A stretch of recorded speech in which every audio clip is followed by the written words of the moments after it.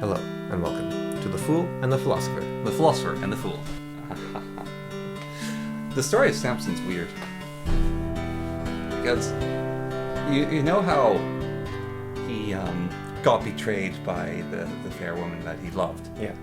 It wasn't a one-off thing. She betrayed him like 3 or 4 times before the final one actually worked.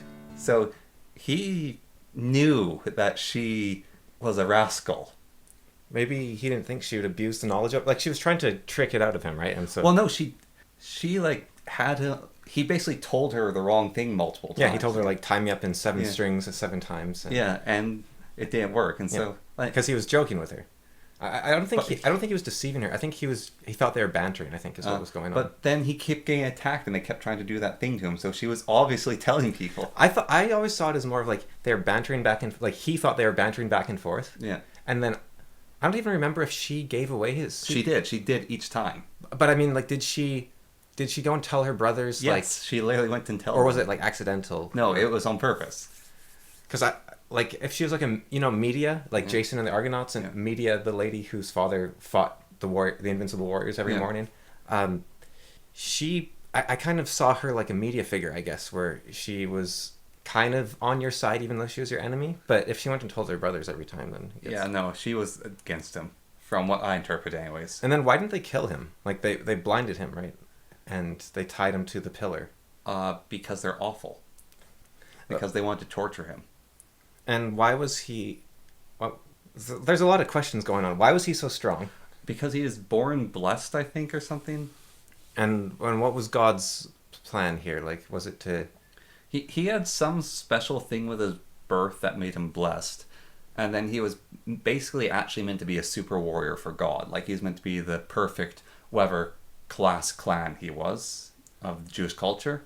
And he did a whole bunch of holy war in the name of God, but he was a flawed man, so he'd constantly take women he shouldn't and do stuff he shouldn't, and then eventually he got betrayed by what's her face. You know that neutral unit in Warhammer, the reincarnation of Angmar? Yeah. Is Samson based on him? I think he's based on Jesus. But I think he's also like a very Samson-like figure. Yes. One of the things that, like, the old stories of the Bible, basically there is some awesome guy, like David or Samson, or even the first king of Israel. I can't remember his name at the moment, but there's some awesome guy. Or there's a prophet, like the prophet who called down flame strike on people, or the prophet who had the bottle of infinite oil. So these prophets are usually kind of timid people. That's the thing with these prophets. Like, they do the right thing, but they're timid, and they're like, I'm doing this for God, and I don't need much. And they move and shake the world a little bit, but it's just a little bit. And then there's the super people like David, Samson, whatever, who they're awesome, they're amazing, God's chosen. And they always end up being pricks and jerks, and they screw it up, and so God just goes, screw you. And they usually die horribly, or their ancestors after them are punished for their action, like Solomon. Like, he had a bunch of wives who are all heretics, basically. And did Samson do anything wrong? Yeah, he took what's-her-face as a wife. And that was after it was commanded that Jewish people don't take non-Jewish women as wives. Okay. And she also kept practicing her faith, which... Because it used to be that the Jewish people could take non-Jews as a husband and wife, but then they had to start practicing the Jewish faith. And then after a certain point, God basically got fed up and gave a commandment to someone saying, like, no more, we can't do this, we just have to marry Jews. Right. But anyway, so you have all these people. And I think it culminates into Jesus, actually, of he's a prophet, and he's one of these amazing people. Yeah, he doesn't screw up. Yeah, he's not a timid guy. He's not timid. He's quite bold. And he doesn't screw up at all. Like, some of the prophets are actually pretty bold, but I mean, they're just not as much as a mover and shaker as Jesus. I think, Moses, I think for the most part, actually did pretty good. Yeah, he did pretty good. Why was he not allowed to leave the desert? Because he pleaded for the Israelites' lives with God. So basically, throughout the whole process of bringing them to the Holy Land, the Israelites kept screwing up. And at one final point, God just went, all right, that's it. I'm going to open up the ground and consume everyone in fire. And Moses said, no, God, please don't do this. Like, we can manage, we can make this work. And so God said, right, fine, I won't do this. But you will never see the Holy Land, and you're going to wander in the desert for 60 years. So all these jerks that are walking around will be dead, and it'll be their children who then go into the Holy Land. Right. And so it was basically Moses pleading with God, don't kill these people, and God said, fine, I won't kill them, but you ain't going to get to go. Jeez. It's kind of harsh, isn't it? Yeah. And Moses' brother was allowed to go, but he died before he got in. You know, there's... Yeah, that's the thing, Moses' brother, he's like really important. I can't even remember his name, but because Moses... God's like, hey, Moses, do these things. Moses like, I'm not a very good speaker. I mumble a lot. I'm timid. I'm scared. It's like, all right, your brother will do the speaking. So I will give my power to you. Then you give your power to your brother. That's basically how it worked. You know, the ancient Egyptians, they have records of this heretical high priest who went around causing like havoc in the city by preaching for a false god. And there's a lot of theories that this guy was Moses potentially. Yeah. But in the ancient Egyptian accounts, this was a bad person. Like he was brutal, he was cruel, he was capricious, he was immoral. The Moses' duel with the Pharaoh's magicians wasn't good for Egypt. Because one of the things about this duel, which is ridiculous, is Moses says, I'm a servant of God. And the Pharaoh's like, well, sure, you're a wizard, but I have my own wizards. And Moses like, oh yeah, well, I will turn the river to blood. And so he like turns the Nile for blood for like a day. And then the Pharaoh's like, that's nothing. Snaps his fingers, and his wizards turn the Nile to blood for a week. And so their contest is Moses does something horrible to Egypt, and the Pharaoh goes, my wizards can do that. And so his magicians and wizards do the same evil thing to Egypt again, just to sort of show off, until Moses does something that they can't copy, and that's how he's proven that he's... I'll kill all your firstborn children. Oh yeah? Basically. My wizards can... Well, no, it wasn't even that. So they have this contest, and so he believes that now Moses is a servant of God. And so then Moses goes, all right, let my people go. And Pharaoh's like, sure, I'll do that. And then God goes, no, and he hardens Pharaoh's heart. And so Pharaoh's like, actually, no, I won't do that. And so Moses then does more horrible things afterwards. The Pharaoh's heart keeps getting hardened until the Passover mass murder. And then Pharaoh lets them go. Try to explain that.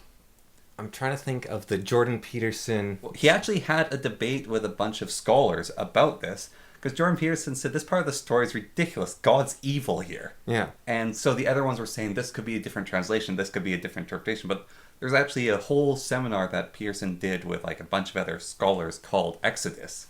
And they spend a good like hour, 2 hours just on this topic of God harvesting Pharaoh's heart.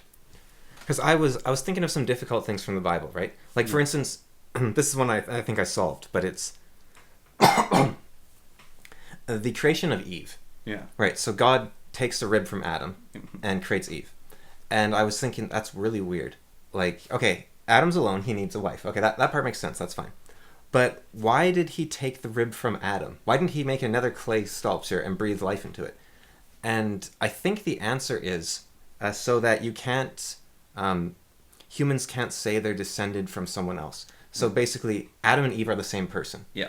Which means Cain and Abel. You can't, like, Cain kills Abel, right? Yeah. And you can't have Adam go, he takes after you. Yeah. Oh, no, it's the same, they are the same person. Yeah, well... And it also, I think that actually changes the story of the original sin, right? It's not, oh, women did this or men did it. It's Adam and Eve are the same person. Mm-hmm. This was humanity's failure. Yeah. Well, there's the other thing I love. Jordan Peterson talks about this, which is, so they're hiding behind the bush, right? And God says, "Where are you?" "We're here, Lord." It's like, "Why are you hiding?" "It's because we're naked." "Who told you that?" It's like, "We ate the apple of knowledge." And so God goes, "What you shouldn't have done this. This is a terrible thing to do." And he gets very mad at them. And then Adam does the man thing of, well, the woman that you gave to me gave me the apple to eat, so it's your fault, God. So he blames God and his wife in the same thing. And his wife is him. Yeah. And remember we were talking about narcissism like 5, 6, 7 episodes ago? Yeah. Where it's like, that wasn't me, because I'm not the kind of person that would do that. Therefore, anytime I do an action that is evil, it's not me. I'm not in my right mind. Yeah. That's exactly what Adam's doing. He's saying, oh, it wasn't me. It was someone, but she is Adam. Yeah. He doesn't get to say that. In some of the alternate stories, because, there's so many different stories.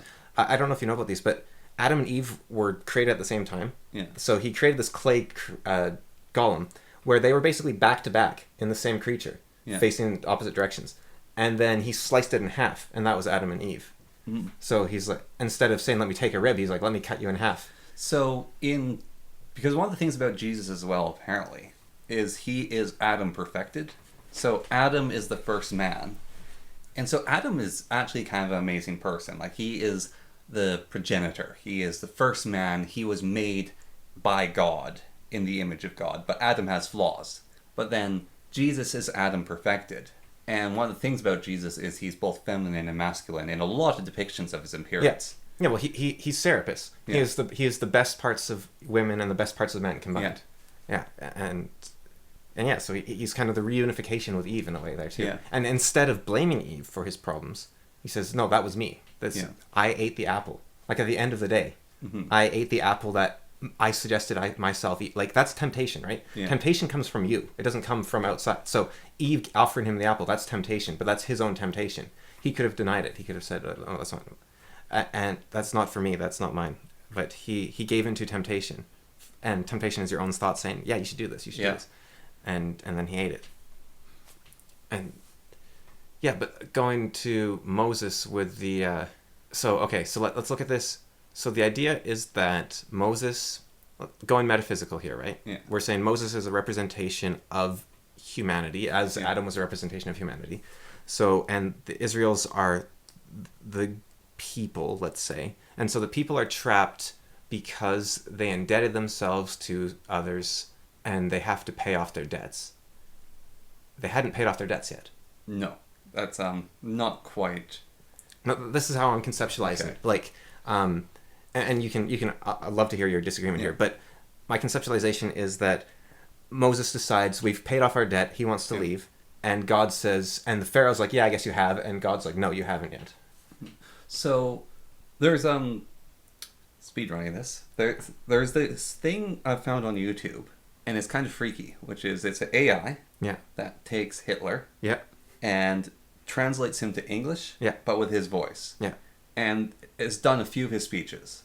And like you see the footage of him and he looks like he's raving. So you give this translation and he's a compassionate, well-spoken man who is decrying the suffering of his people. Yeah.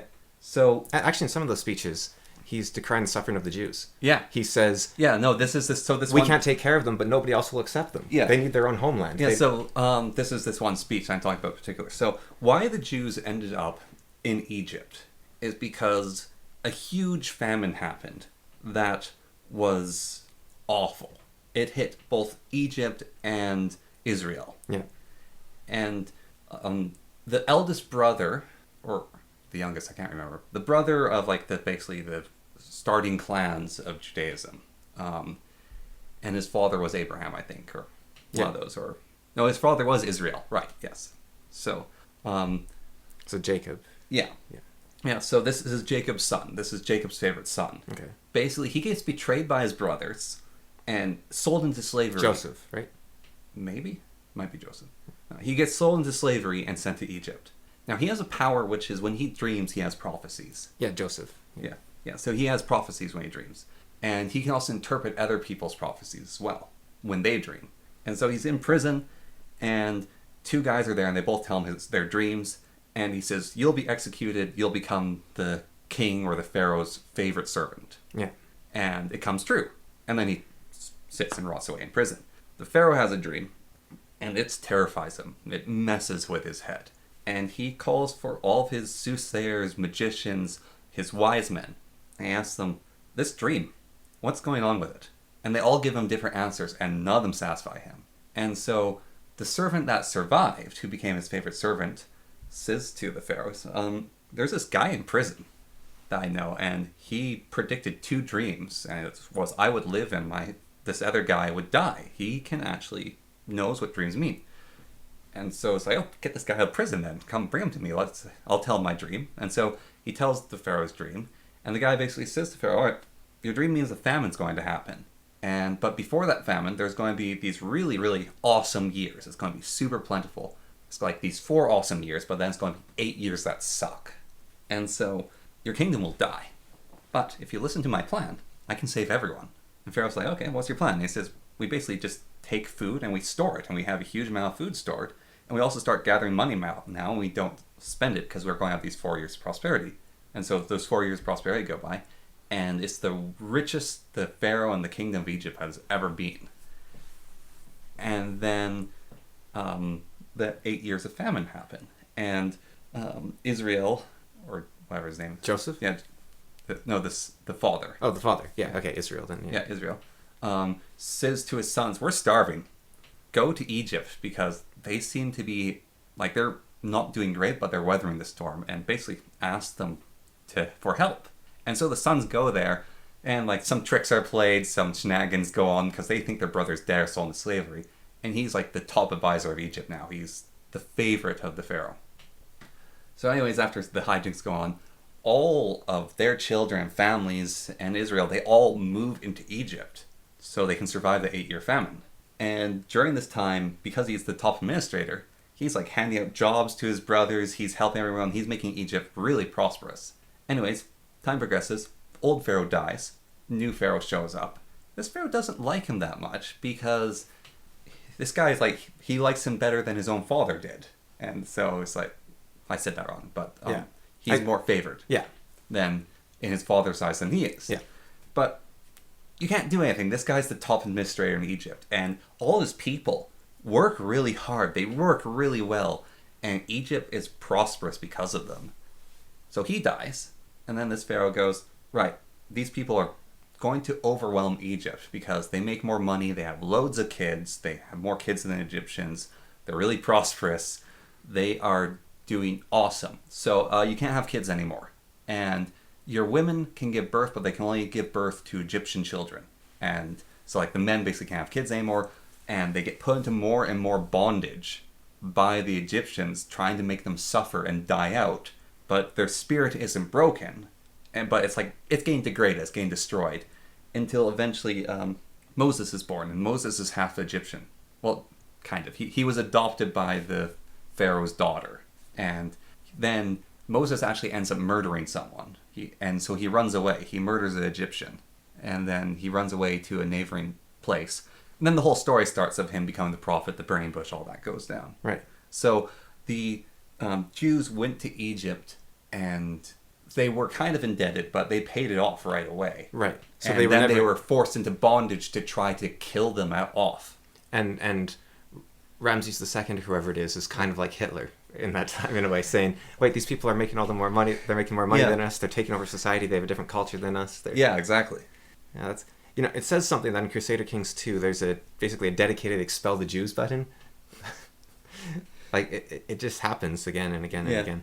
And so you could say that they're maybe in bondage or not still, or they're indebted, but that's the sort of history of what happened. Right. So that's the history by the Bible and their telling. So it could be that they actually did have a debt bill. Maybe they weren't as productive as they said themselves to be because they were storytellers. Who knows? But let's say they weren't in debt though. Maybe they needed to suffer. Yeah. So one of the things though is why it's so annoying for Moses to lead them out of Egypt is they're slaves in their mind, and they're like, it was easier in Egypt being a slave than being a free man in a harsh land. Right. So the Exodus is basically God and Moses reforging the Israelites into a people who aren't slaves. Okay, so what if God was pressure cooking them? Yeah. It's like they're not going to have the spirit they need to get across the desert. Well, yeah, it could have been... They're going to turn back. Because they tried to turn back like 3 times, right? Yeah, but also they were chased. An army tried to kill them. In the sea, like when the sea was opened, they're getting chased by a massive army of Egyptians that was going to kill all of them. And then it collapsed. And why? Because Pharaoh hated Moses at that point because he did the Passover murdering and all that stuff. Yeah, I guess. So maybe God... And also all their slaves were leaving. All the Egyptian slaves were leaving bondage. So you know what it is?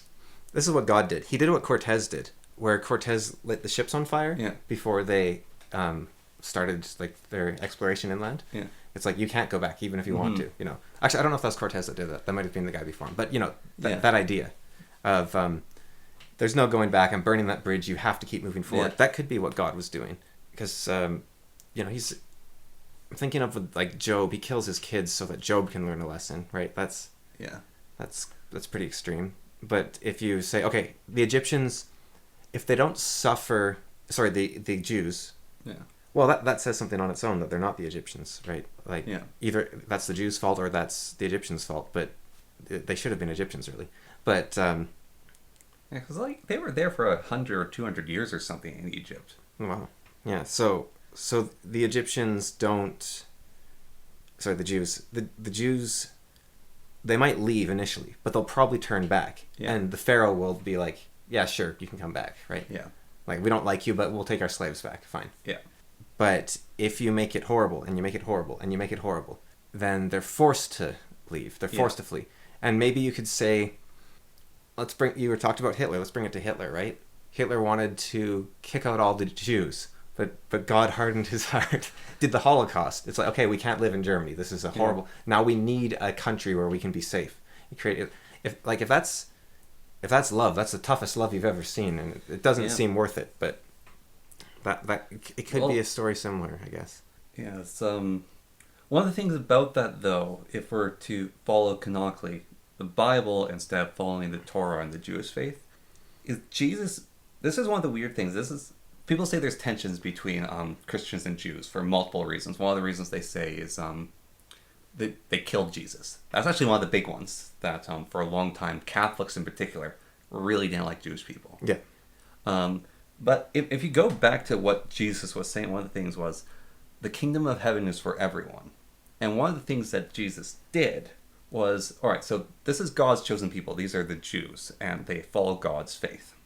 And Jesus said, this is not exactly what we're supposed to be doing here. Because, these are God's people. They kept his promise. But God is for everyone. God's for the whole world. And so I'm going to let anyone be with God. I'm going to let anyone make a covenant with God. And so, in reality, what Jesus did is he obliterated the Jewish faith by saying, no, this is everyone's. And so, a lot of Jewish people reject that. There is the really weird group of Jewish people who are like Catholic Jews, but not really. They're Oh yeah, I know what you're talking about. The like you need Jews in Jerusalem in order for the rapture to happen or something. Yeah, but they're like, they believe in Jesus and they follow him. Right. That group of Jews. But Jews for Jesus? Basically, yeah. Yeah, there is a group called that. Yeah, but there's an actual like sect of Judaism which are Jews that follow Jesus' teaching. And in some ways they are the closest to what Jesus wanted. Yeah. But because the Jews rejected that in a large part. Well, I think, like, I heard, we've talked about this before, but the distinction between Jews and Christians largely is the idea that the kingdom of heaven is on earth versus the kingdom of heaven is within each one of us. Yeah. And so a Jew following Jesus, I guess they wouldn't believe in the resurrection maybe, but they would believe in the rest, something like that. But anyway, so the part of the animosity is basically Christians going, no, our guy said we're all in this. And the Jews are saying, no, you aren't. And that's where another part of animosity probably comes from, besides just the killing. Because you can't really even blame them on, like, he was supposed to die, in large part. It's kind of the whole point, is he dies and comes back. You know, Ramses the Third, so potentially the son of, I think he'd be the son, he might have been a few down the line, but of the pharaoh that Moses was dealing with, although it's not sure what pharaoh Moses was dealing with. Yeah. Because I think the historical priest was like 200 years before Ramses, possibly. So there's like a 500 years of unsure where Moses was, basically. Yeah. They're pretty sure it was like around, what was it, like 1100 BC? Yeah. So about 3,000 years ago. They're pretty sure it was then, but there's like 500 years sort of wobbliness to it. But a reason we know a lot about the cultures and ethnicities of that time period is because Rameses the Third had like trading cards of his prisoners. Like he had all these painted cards with. This is Ramses the Great, Ramses the Third? No, that was the second. Was Ramses the Great? Oh, yeah. This is like his son or grandson or something. Yeah, the Great was the one in Moses' time. Okay. possibly. Yeah. But because it's not actually known. But yeah, this guy, he had like, it was like, oh yeah, this is a Hittite, and his name is this, and he's this many years old, and here's a picture of him. Well, Ramses II had the most badass funeral ever. What did he do? Well, he was old when he He died. just had the pyramids airdropped on him? No, because he was married to everyone's daughter, Yeah. and they all really liked him because he gave them money, because he went to an African country, beat them up, took their money, and then gave it to other people. That's literally how he made his fortune. And then he would go, all right, so I'll give you this gold. What do you want in return? I want your daughter in return. It's like, okay, that's easy enough. But then your alliance. grandchild Yeah. is Ramses' kid. And so he has like these unshakable alliances, and he makes like the Rosetta Stone, all this stuff. So he dies. And all these leaders are like, today my brother has died, and our whole nation shall have sorrow. And so it's like all of the civilized world despaired on the day he died. And there's a massive procession, and tons of dignitaries came to it. And this is where I learned about professional wailers, which are like women hired to scream and tear out their hair. And so he just had this huge funeral, and tons of money flooded into Egypt to like say, oh no, our brother has died here, have some money in our like sorrow of this. And everyone was sad that Ramses died. And so it's like, he had I think it lasted for like 3 or 7 days or something, and everyone wanted to be there. Wow. You know, I don't know if you've read about him recently, but every time I read about him, his rule is shorter and he lived less time. Like, historians just want to crank all the fun out of everything, right? Yeah. Like, I don't know if and I do think some of it is overzealous. Like, I think sometimes historians are like, no, the most boring answer must be correct, right? Like, that's what they... Like, no way he lived to 90. He must have lived to, like, 70. Because they would have thought 70 was really old back then. It's like, why can't he live to 90? Yeah. Or 94 or whatever I read originally.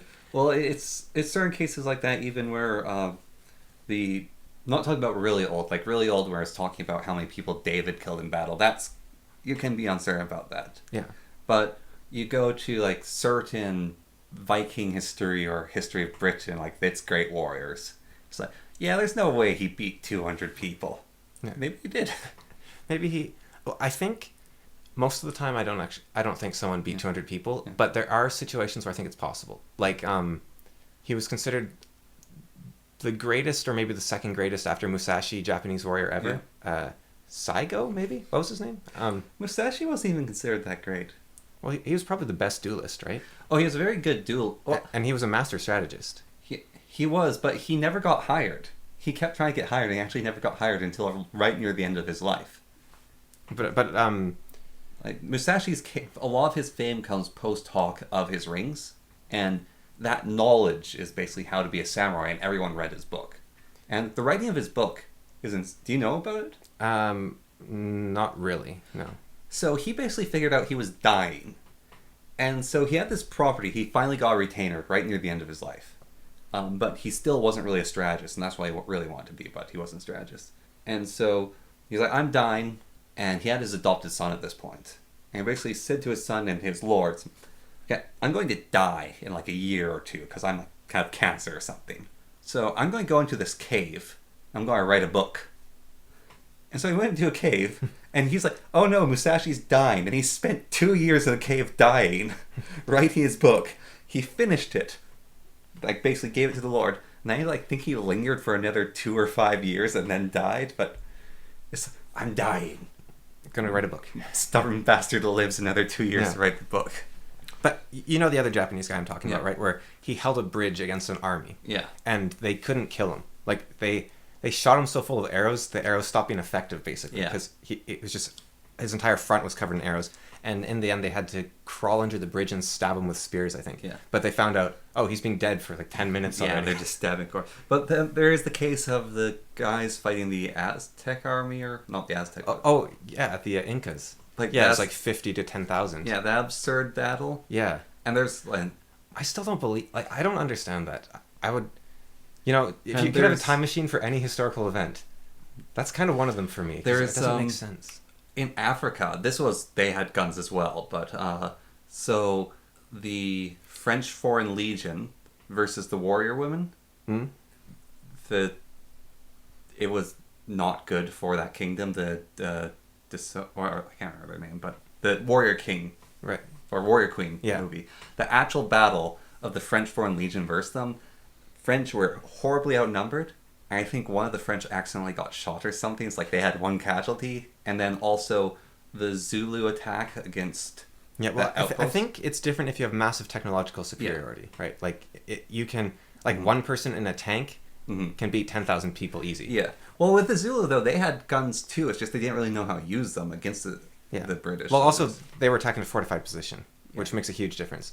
But if you're, like, open battlefield 200 to 1, I don't think so. Unless, like, Cuchulainn, people, like, situations like that, I could imagine he could beat, like, 10 to 1, 20 to 1. Well, if you're doing a bunch of duels... Yeah. There was he was a Tlaxcala warrior, and sounds very similar to a different story that happened during the Flower War, but this wasn't it. But he's a Tlaxcala warrior, so, they hated the Aztecs. They were the people that Cortez made allies with, and they loved Cortez so much, even after the Aztecs were defeated, that they went to the Philippines and fought there against, like, the samurai and stuff, and the Ottomans and everything. So, this Tlaxcala warrior was captured. And they decided to do... I guess the Aztecs had a sort of Colosseum-like event where they would put you in the arena naked, like nothing, right? Yeah. And they would send in eagle warriors to fight you, one at a time. And then they'd send in jaguar warriors, right? Yeah. Or they'd, like, alternate them. So, they just send in their best warriors the Aztecs had to offer with full armor, full weapons, against a naked dude. This guy killed, like, 10 of them. And finally they're like, okay, would you like to become an eagle warrior? Like, you are... amazing, you're ridiculous, like we don't want to execute you anymore, you're just the best warrior we've ever seen. He's like, you want me to join your god, Hex or whatever his name was, right? It's like, this is the best warriors he has, kill me. He's like, just execute me. I'm not going to be a part Chad. I'm not going to be a part of this army. Your elites are losers. Yeah, it's like, your best warriors in their full gear can't beat me while I have nothing. Yeah. I'm not joining that. So there are people like him that exist. Mm-hmm. And there are cases like when technology gets to a certain point, like it wasn't in one battle, but White Death or whatever his name is. Oh, the Finnish sniper. Yeah. Yeah. Like there was 3 Finnish snipers, I think, in that period who all were devastating. Killed hundreds of people. Yeah. Yeah. Yeah. So, but and like aerial aces as well that have done similar so duels. Like if you duel but back to back, like I can imagine there's a guy that wins 200 duels, right? That sounds super unlikely, but it's sort of in the realm of, but on the battlefield on one day, unless you have an amazing choke point. So if you have 2 armies and you have your duels, when do you like put your ace into the duel? Like when do you put a Derb Dubney or Cuchulainn in? So this is you're basically, you could game theory this, right? So because you don't want him to die, because he'll do like 10 duels and then he'll be tired. I think there's a way to roughly game theory this, right?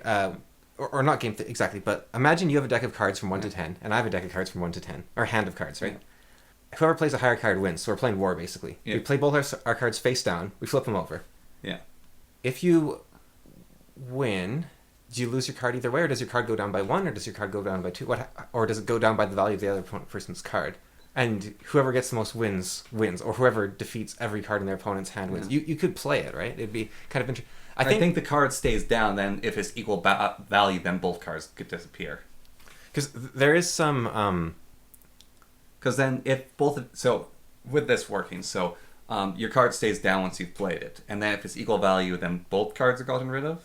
Sorry, if it's equal value, then the card that stayed behind gets eliminated? No, but you need to represent the cards getting tired, right? Yeah, no, this is it. Is they can no longer win that even fight. Right, but I think the card should be getting weak. The card should lose to lower level cards after a while. Oh, okay. So I think they only get like 1 round in, or they lose 2 value every time they're played, or something, right? Like you play a 5 and now it's a 3, and then you play the 3, it's now a 1. That's it. But if you look at historical battles, and there's the idea of having warhounds, right? Yeah. So that's a shock troop that you send in at the start of combat. And that's your weakest troops in many ways. So there's that. But then, but it's not quite your weakest troop, because warhounds have the advantage of, like, they're better against archers in some ways, because it's hard to stop a dog. Like, they're fast. They're very fast. And they're nimble. And then but then you have the idea of the Landsknecht, where your shock troops are very high paid, expensive soldiers. Yeah. They're your elites. Well, so I think it's really a matter of philosophy there, isn't it? In Lord of the Rings, he does something that a lot of books don't do in their combat. Like, there's brilliant, like, both Brandon Sanderson and Malazan. They have a lot of combats. But Lord of the Rings combats are really interesting because, let's go to the Mines of Moria. So, they're in that, the cave with the Book of Mizarbel. They're in the Chamber of Mizarbel. And orcs are coming. And they barricade the door. And then orcs break through. And so both Aragorn and Boromir jump forward and kill 3 apiece. And Legolas shoots another one, Gimli cleaves one down. And the hobbits working together take out orc. The orcs turn around and run away. That's the whole combat. It's a very quick bam. And then they're scared and they run away. And then they get more reinforcements and they jump in again. And they take down the reinforcements and then that runs away again. And Frodo gets stabbed by the orc chieftain's spear. And so many combats in Lord of the Rings are like that, actually. It's these quick little skirmishes, and then one side wins and the other one runs away.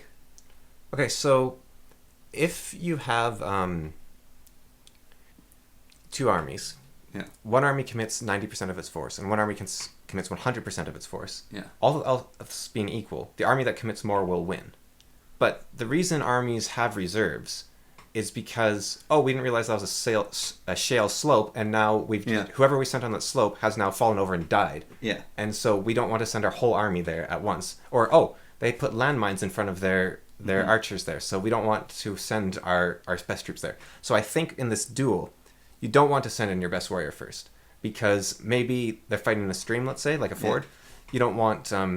maybe the footing's a bit off and you don't want to lose them before you have that awareness. Or maybe they have some fanatic who's willing to sacrifice himself for a quick kill. They have Grubnir the Bastard, who has a knife covered in poison. Yeah. Or he's willing to take a hit, but he's going to be dishonorable and break the guy's knee or something. Yeah. So you want to... But the problem is, your opponent knows you know this. Yeah. So they're going to save Grubnir the Bastard for number 3. Yeah. And so they send forward some middle rank dude. Yeah. And so you're best served to send your second best guy to clear out all his guys before the sneaky guy comes in. Yeah.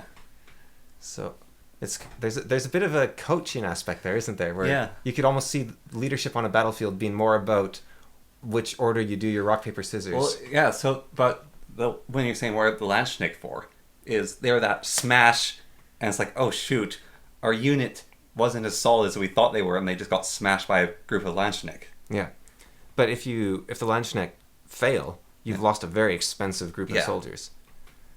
So I wonder... So you hold your Landsknecht in reserve, even though they're shock troop, because I need to use them at the exact right moment. Yeah. I need to have them hammer an opponent in the flank. How did you decide... Okay, so let's say, you're all talking tactics around the fire, right? You're in your Lord's Hall. Yeah.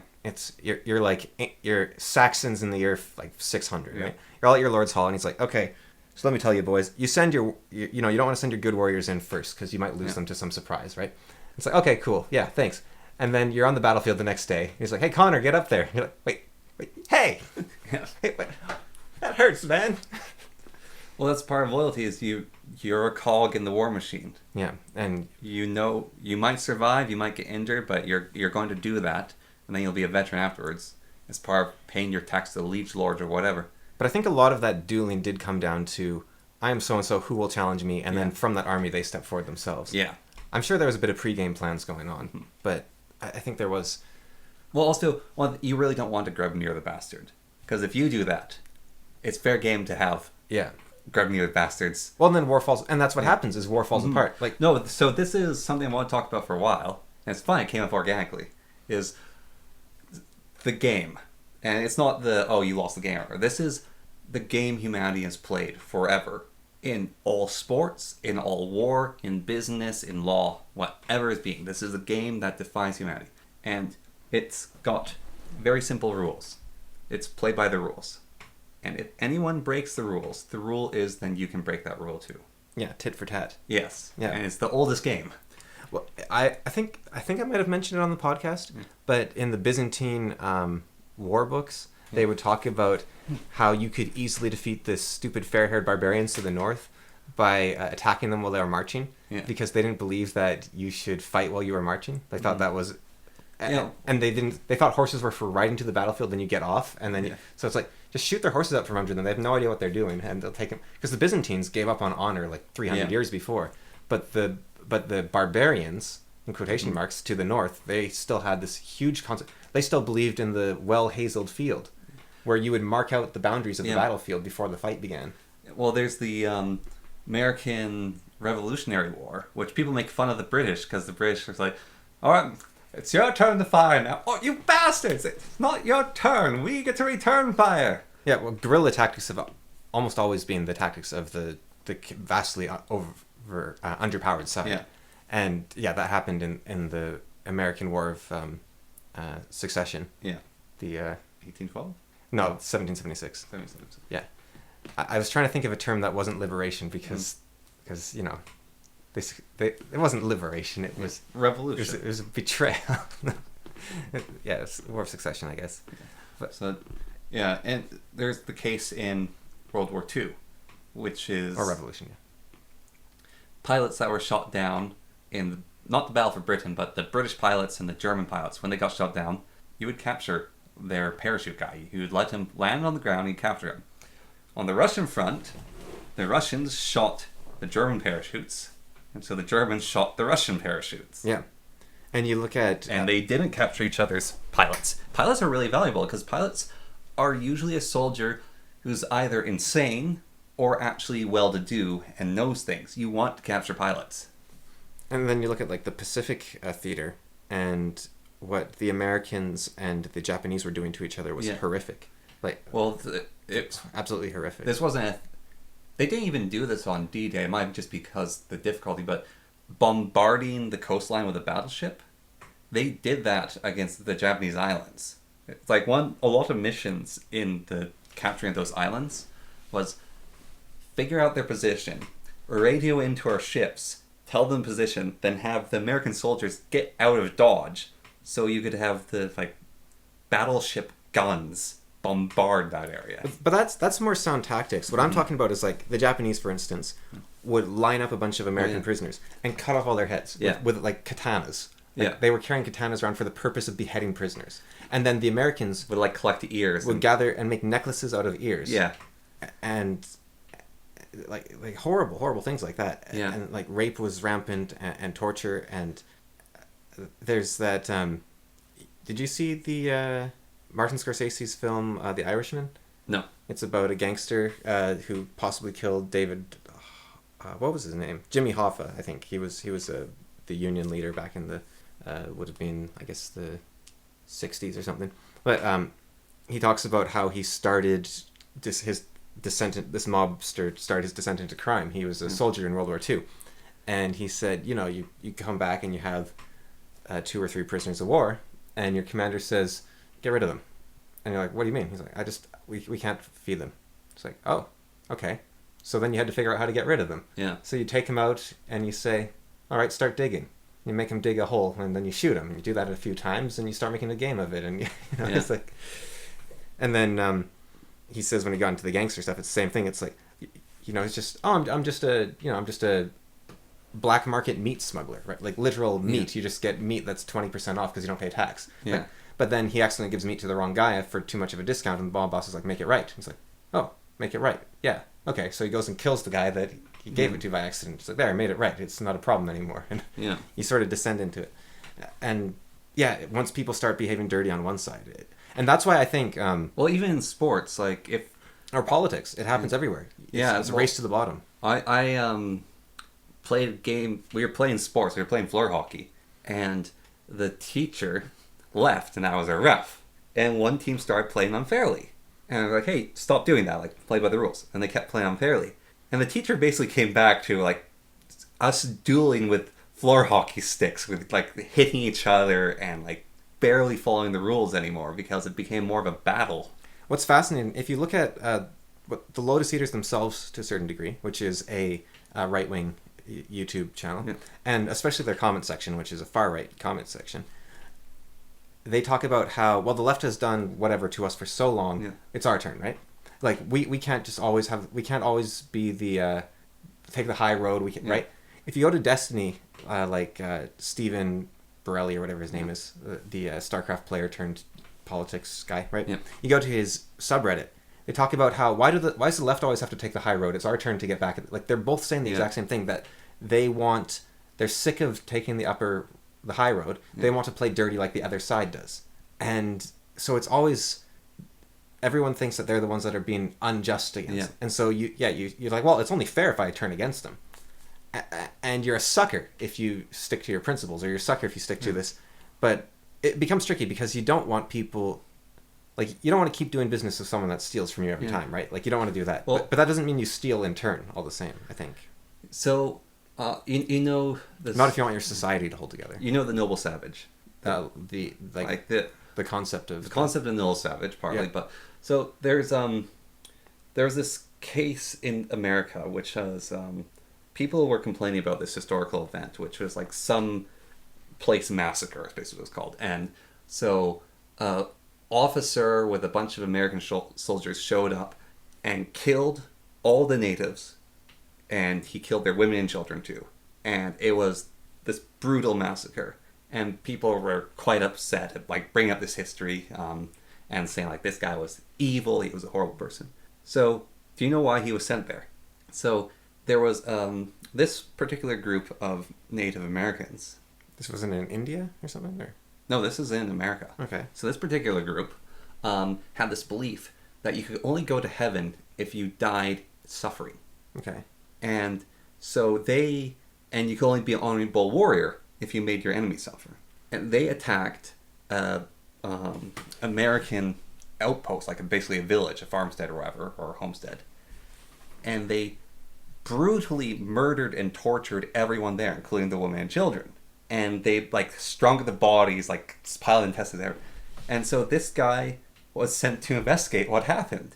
And he got there with his soldiers, and he saw the most horrible thing he had ever seen.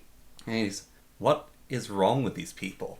It's like, I have to deal with them. Yeah. And if this is the way they act, I can't even let their children survive, because a nit turns into a tick, is what he said. Yeah. Is their children will grow up and they'll do this as well. And so he went and annihilated them. Yeah. And yeah, both sides probably feel completely justified. Yeah. Yeah. And it becomes... And so over time, more and more people are like the Byzantines, and less people like the barbarians. Because the other downside to all of this is that the side that plays dirtier tends to win. Well, there is one short difference when that was changed, which was the British Empire taking over everywhere. And it's because their technology and military tactics were so advanced. Yeah. They could do the silly line. Yeah, they could do that. But even, like, further on, like, moving past the line of the Boer Wars and all those things, and the fight against the Zulus, is they could be honorable. And it was almost their duty, because they were so much ahead. It's like, we have to take the high road. And there are, I don't know what makes it happen, but there are people like the Zulu and like the Brits that do have honor, like a very strong sense of honor that, and not, well, it's weird because I think most groups have a sense of honor, right? But it's, what is honorable is very different. Like, you look at I think it was the Maori, right? How they would do the old, like, you know, kill and eat your enemies. That was probably honorable in some sense, right? But that's not what most people would view as honorable. Like the Moriari would probably be like, no, I'd rather you didn't honor us, thank you. we just want to chill over here, thank you. The Maori are actually ridiculous. Like, you live in paradise and you have to go and ruin it for everyone. Like, why can't you just enjoy living in the most, like, beautiful, richest place on earth? Like the sort of Pacific Ocean. It's beautiful, it's warm, there's food everywhere. But I guess the problem is you get a lot of people when that happens, and then they fight anyways. Yeah. Their gods aren't our gods. Their ways aren't our ways. These people eat you after they fight. Like, we have to get rid of them. Yeah. And what was that group they would, like, I don't even want to talk about it, but, like, their manhood rituals were, like, horrible. Hooks? No, they were worse. They were way worse. Okay. No. The sun ritual is what that was called. Yeah, no, that's fine. Like, you know, that's like a coming of age. Like, you know, you'd put the bullet ants on your hands. Yeah. Like, it's incredibly painful and dangerous, but it's not. That poor reporter who talked the gauntlets of pain. Yeah. There's a reporter who did the manhood ritual putting those on, and he went to hospital afterwards, and he's like in pain for weeks. I imagine, yeah. I've watched. I don't know how I came across it, but it was a few years ago. But I watched. There was some lunatic. I think he's passed now, but he wanted to get stung by basically every insect, and he created this. Well, I know why he did it, but he created this. What would you call it? A scale of pain, basically, of like wasps, ants. So he'd get bit by a bullet ant. He'd be like, okay, that's a level 9. It's above this, so we'll put it here. And like, okay, this giant hornet. If he gets stabbed by this, then oh yeah, that's way up. And so he was always trying to find the most painful sting. And his argument was actually really interesting. I think he might have gotten some like a Nobel Prize or some equivalent high award for it. As basically what his argument was that the more painful the sting was, the less likely that species of insect was to be a eusocial insect, because they don't need to form a colony if they can survive on their own by scaring everything. And so giant colonies of ants, for example, that work really well together, they're not going to have these painful stings. And I think that was his argument or something. Don't like leaf cutters have really painful bites? Yeah, I don't know. And also like I think Argentina crazy ants can spray acid or something. So I do know one of the results of that was his experiment between the black widow and tarantula.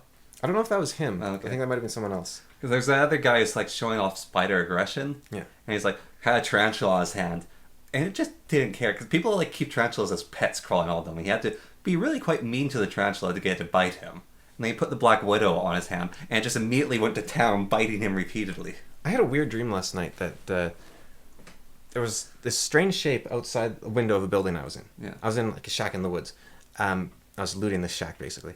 And there was this strange shape outside the window. It was like a long feathery thing. Yeah. Like a squirrel unraveled or like a bird that was sideways or something. Yeah. I was like, what on earth is that? Went over and it was a bird that was holding on with one wing, like wrapped around a rafter and hanging down. And with its other wing, it was trying to knock another smaller bird free from a spider web. Huh. And then it kept trying and it failed and it fell. It lost its grip because I don't even know if birds can hold with, like a bat or something. But so it fell and it got this like adult bird got wrapped up in the web as well. Mm-hmm. And I went and looked at this web, and strung across a gap between trees, there was like 12 birds all wrapped up in these spider webs. And I think you were there, and there's a few other people, and I turned to you guys and I was like, so what do we do in this situation? Like, do we save the birds? Do we let nature run its course? And then what I eventually decided on in the dream was, get a torch and burn down the forest. Well, kind of. What I decided was, you see a fly get caught in a web, you're like, oh, maybe I'll save the fly. I don't know. It's a difficult choice, right? You see a bird get attacked by a hawk, you're like, yeah, that's fine, whatever, right? But if you see like 12 birds that are all struggling in spider webs in the forest, you save the birds because, first of all, they're birds and you like birds more than spiders probably. Yeah. But also, this is getting out of hand, and you need to stop it before, like, birds are, like, you want to stop it before cats start getting caught in the web. Like, you want to stop it when baby birds are struggling and the adult bird only fell in by accident. Yeah. You want to take care of the problem now. So we went out, and I think most people were just going with their hands, and I had this big stick. I was like, no, I am not walking into a web and getting... yeah. And didn't see a single spider in that dream, but it was like, no, I am not, I don't want to... And I think in real life, the bird-eating spiders, I don't think they actually have webs. No, they don't. And Goliaths don't. And then the Darwin orb spiders, they're tiny. Like, they're, and I don't know if they can actually catch birds or not, but they make giant webs. Yeah, the two insects that eat birds and things regularly are the Goliath bird eater and the coconut crab. Those are insects. Those are bugs. Okay, bugs. On the technical no, they're arthropods, I guess, or something. Yeah. Yeah. And the coconut crab also eats dogs, small cats, and sleeping people. The largest insect, I looked it up, it's the Hercules beetle. Yeah. Which is 9 inches long. So it's massive, but it's not... I've seen footage of a person, it's like the insect egg and how big it gets. And it's like the tiny little egg. But like most insects, when they get big, it's like, oh, that's kind of gross. But like beetles? Yeah. Like, I want to have a beetle in my hand because it's like this hefty, nice, shiny rock with legs. Well, I've had like a ladybug on my finger. Yeah. Or like the... That's a beetle. Or like giant moths. Like those also like... one of those in your hand's not too bad, but it's... You ever have a spruce beetle land on you? That's not fun.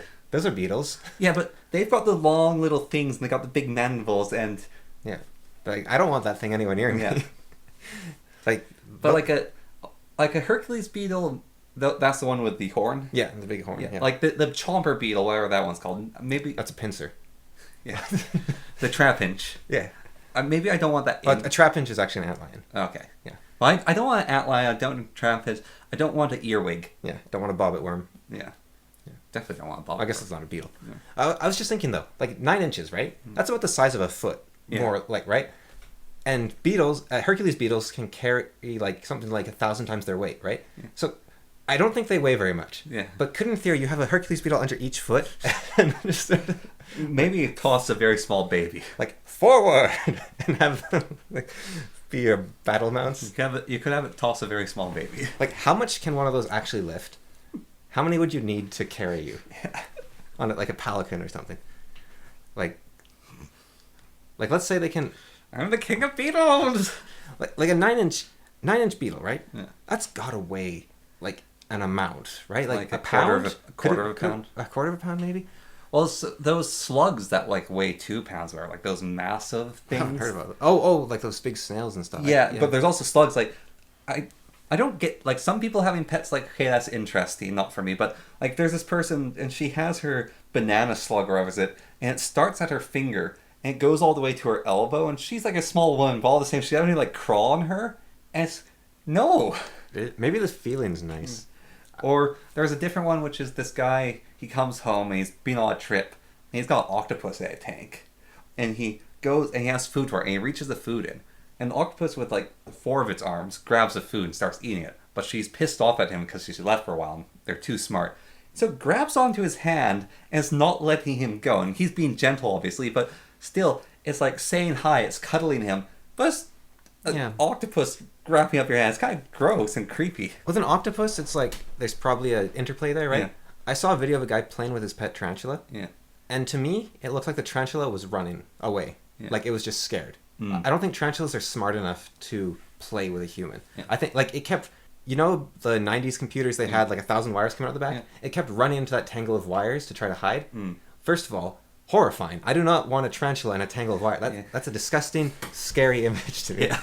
But also, it kept, like, running in, and it's like, this thing's just scared, right? Like, there are spiders that are really smart. I don't know if you've seen... I think they're called dog-faced spiders. Yeah. They're the ugliest looking spiders you'll ever see. Like... They're lumpy. Their eyes are kind of at random on their giant lumpy heads. They're North American spiders, so they're here, like not here, but they're in the States. Yeah. But they're huge. They're like the size of your hand. Yeah. They've got these long, spindly, hairy legs. But they're, it's not hairy like a tarantula. It's like it's hairy like like a diseased cow. Like it's just tufts here and there. Yeah. They are hideous, hideous spiders. But they're probably the smartest and most friendly spiders there are.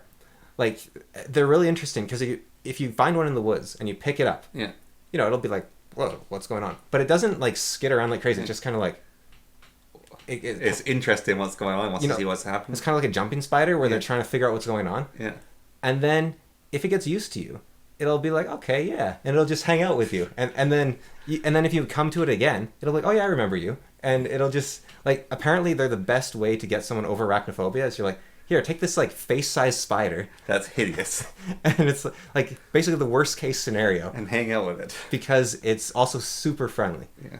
But I think the problem, big spiders, I've heard tarantulas have died by being thrown. Yeah. Like, people have freaked out and thrown a tarantula, and like, they die because they weigh enough, right? Yeah.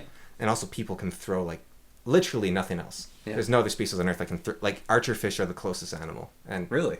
It's a fish? Yeah.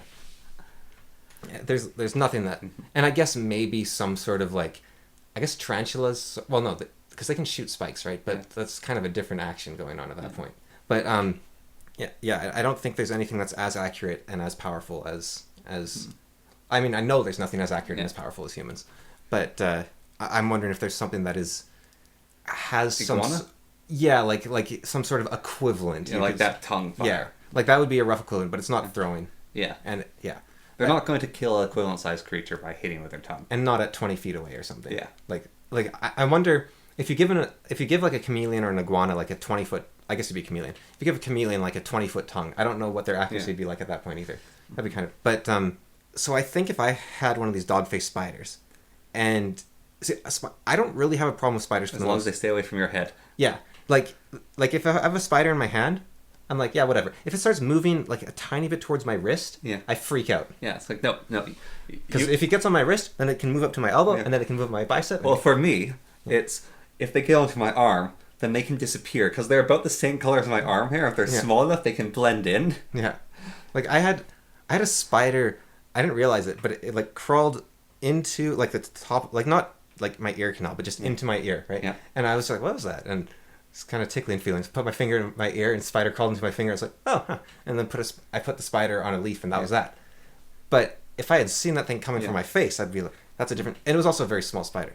Yeah. But I see this hand-sized spider coming. You know, huntsman. I think I'm not sure if this is true, but I seem to recall it's probably the black widow or something. Yeah. But I think the huntsman spider is one of the deadliest spiders. I think I could be wrong. Or maybe it's not the deadliest. It's just killed maybe it's only killed like 5 people. It could be that, maybe something. But I don't think they're poisonous, right? And also a spider. There's not a spider on Earth, knock on wood, that can defeat a human in a fight, unless you count certain crabs, right?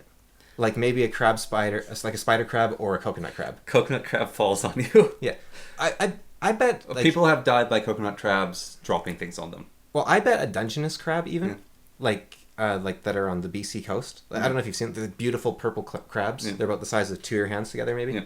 I bet that could kill a person. Like the person would have to be doing nothing, but it cuts an artery. Yeah, well, it's like the story of the woman who got killed by a coyote. There was a guy that killed by a beaver as well. Yeah. Like just something. You're drunk and it just eats your face off while you're sleeping, or like because crabs, like they can cut their fingers and stuff. Yeah. They've got very strong claws, so I'm sure even a small crab could kill a person. Yeah. But I don't think there's a spider, like any spider, that could take on a human in a physical fight, right? Yeah, without the poison. Yeah, but the thing about huntsmen is they're nocturnal and they're terrified of light, and they're also very flat, and they're like over a foot across. They're the biggest spider that we know of.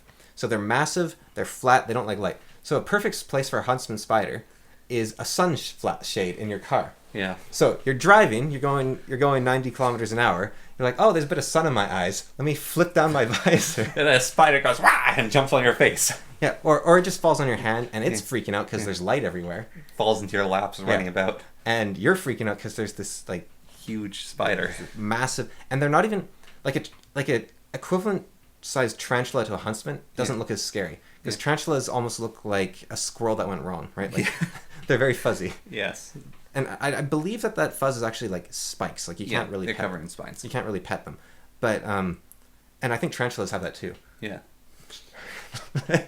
but makes squirrels very different. Yeah.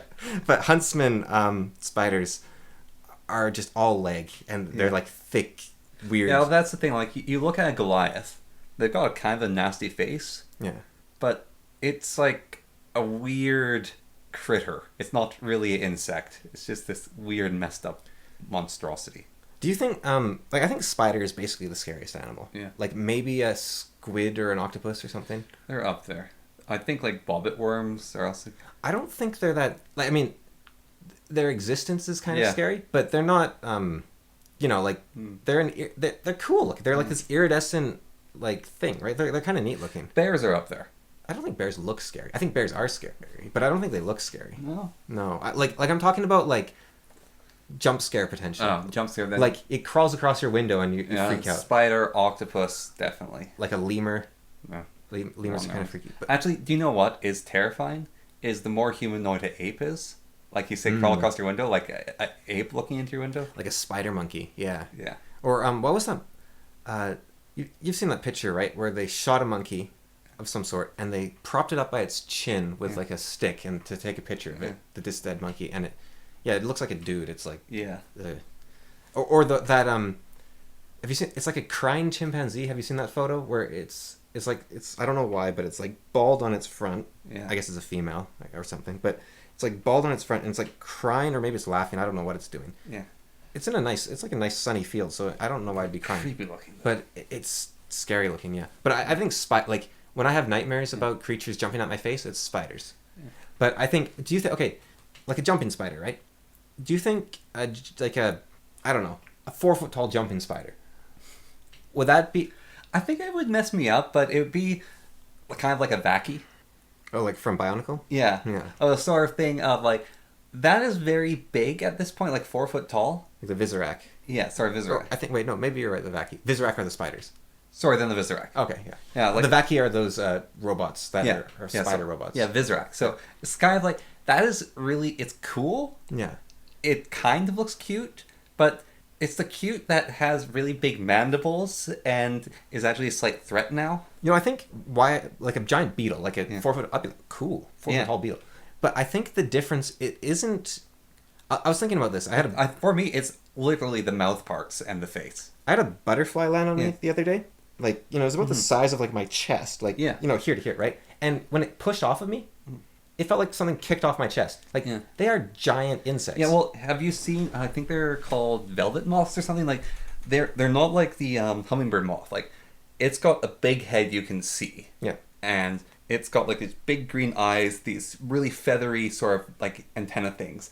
And they look amazing, but I think they like weigh like almost half a pound or something. Like, they're really big. They take up your whole hand. Jeez. And like, they are beautiful, and I don't mind that. Even though it's like, ugh, insect. It's like, no, that's like beautiful. And like, its head looks like an alien creature. Like, not like a creepy insect alien, I'm going to eat your face. Like, alien is xenomorph. It's like, this is some alien, like, we come in peace. So crawling around on you. But I think,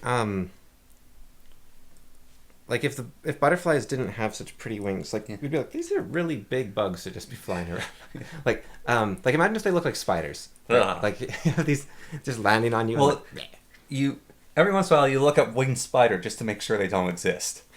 Yeah. Like, can you imagine like a spider with moth wings or worse, like wasp wings? Yeah. And it's just like, or like that's there's this trope which is like bat wings. There's this trope which is, oh, it's a cockroach, and then it flies at your face. Yeah. It's like the cockroach can be handled until its wings activate, and then it's like, no. Yeah. Well, I don't think I think cockroaches aren't even like cockroaches. The thing that makes them scary is actually the connotations. Yeah. Because they live in swarms, right? Yeah. And like we saw that one cockroach when we were in that hotel, and we chased it. It was like, oh, this thing looks cool. Because we don't have cockroaches here. Yeah. But I think the moment you get used to, okay, cockroach is the sign of filth and decay, and like for silverfish, right? They are kind of creepy looking, but they're not the worst looking insect. But I can't stand the sight of them. They horrify me. Even the Minecraft mob, which looks nothing like a silverfish, just the association freaks me out a little bit, because I hate silverfish so much from how much mental anguish they have caused me. Yeah. Because they're very destructive. They're very creepy. They leave like their poop is, I think it's basic. It might be acidic. So when you reach into your book, like thing of papers, like 12 of these things go scattered in every direction, and then your hand starts burning because you're touching their poop, and you look and, oh, my story I was writing is destroyed. But like, they have so much that's horrible about them. And if you get them from Minecraft does a very good job of how awful they are. Well, Minecraft also does this well, because if you take your book with the silverfish in it, because they'll go into everything, right? And then you go into a different building, that building is now infested with silverfish. Yeah. Like, they just spread like crazy, and they infest like crazy. They're horrible. All of Victoria is taken over with them at this point, basically. They're horrible insects. And so they freak me out. But I think if I just saw one on its own, I'd be like, oh yeah, that's kind of fun. I think when I first saw them, I was like, oh, just put that outside, you know? Yeah. And so I think that's the thing with cockroaches, because they're not that creepy looking, really. But I think with a spider, I think there's more to it than just its appearance. So I'm not sure if I would like the giant jumping spider, because it's also how they move. Yeah. They move sideways, right? Like they don't, but they can also move forward. Like, you don't know which way they're going to go. Yeah. And I think that's part of the cockroach flying at you, is insects have they have 3 dimensions of where they're going to go next, right? Yeah. Well, except backwards. Like, most of them aren't going to go backwards, I guess. But this is a butterfly. Yeah. Maybe that's why we can't stand butterflies. They go backwards. Yeah. And also, when you watch a butterfly fly, you're like, that thing might hit me in the face, but it's not going to be on purpose. That thing is going to go blip, blip, blip, blip, blip, splat, and then it's going to be confused, and then it's going to jump off your face. Yeah, they look drunk when they fly, so it's fine. But I think you see like I said, the spider goes to your wrist, and you're like, is it going to jump off? Is it going to run forward? Is it going to run backwards? Side? Like, you don't know where it's going to go because they're very. I thought that line was funny. It's right at the start of Skyrim where you kill the giant spider with the big Nord dude, and he's like, "Oh, I hate those things. Too many eyes, you know." And it's like, that's what freaks you out. But also the fact that you can count the eyes easily because the frostbite spiders are so large. So, Shelob. Yeah. What does she look like? She looks like a fat spider. I'm going to actually describe her to you in the proper terms. And you tell me if it's worse or not than a fat spider. Okay.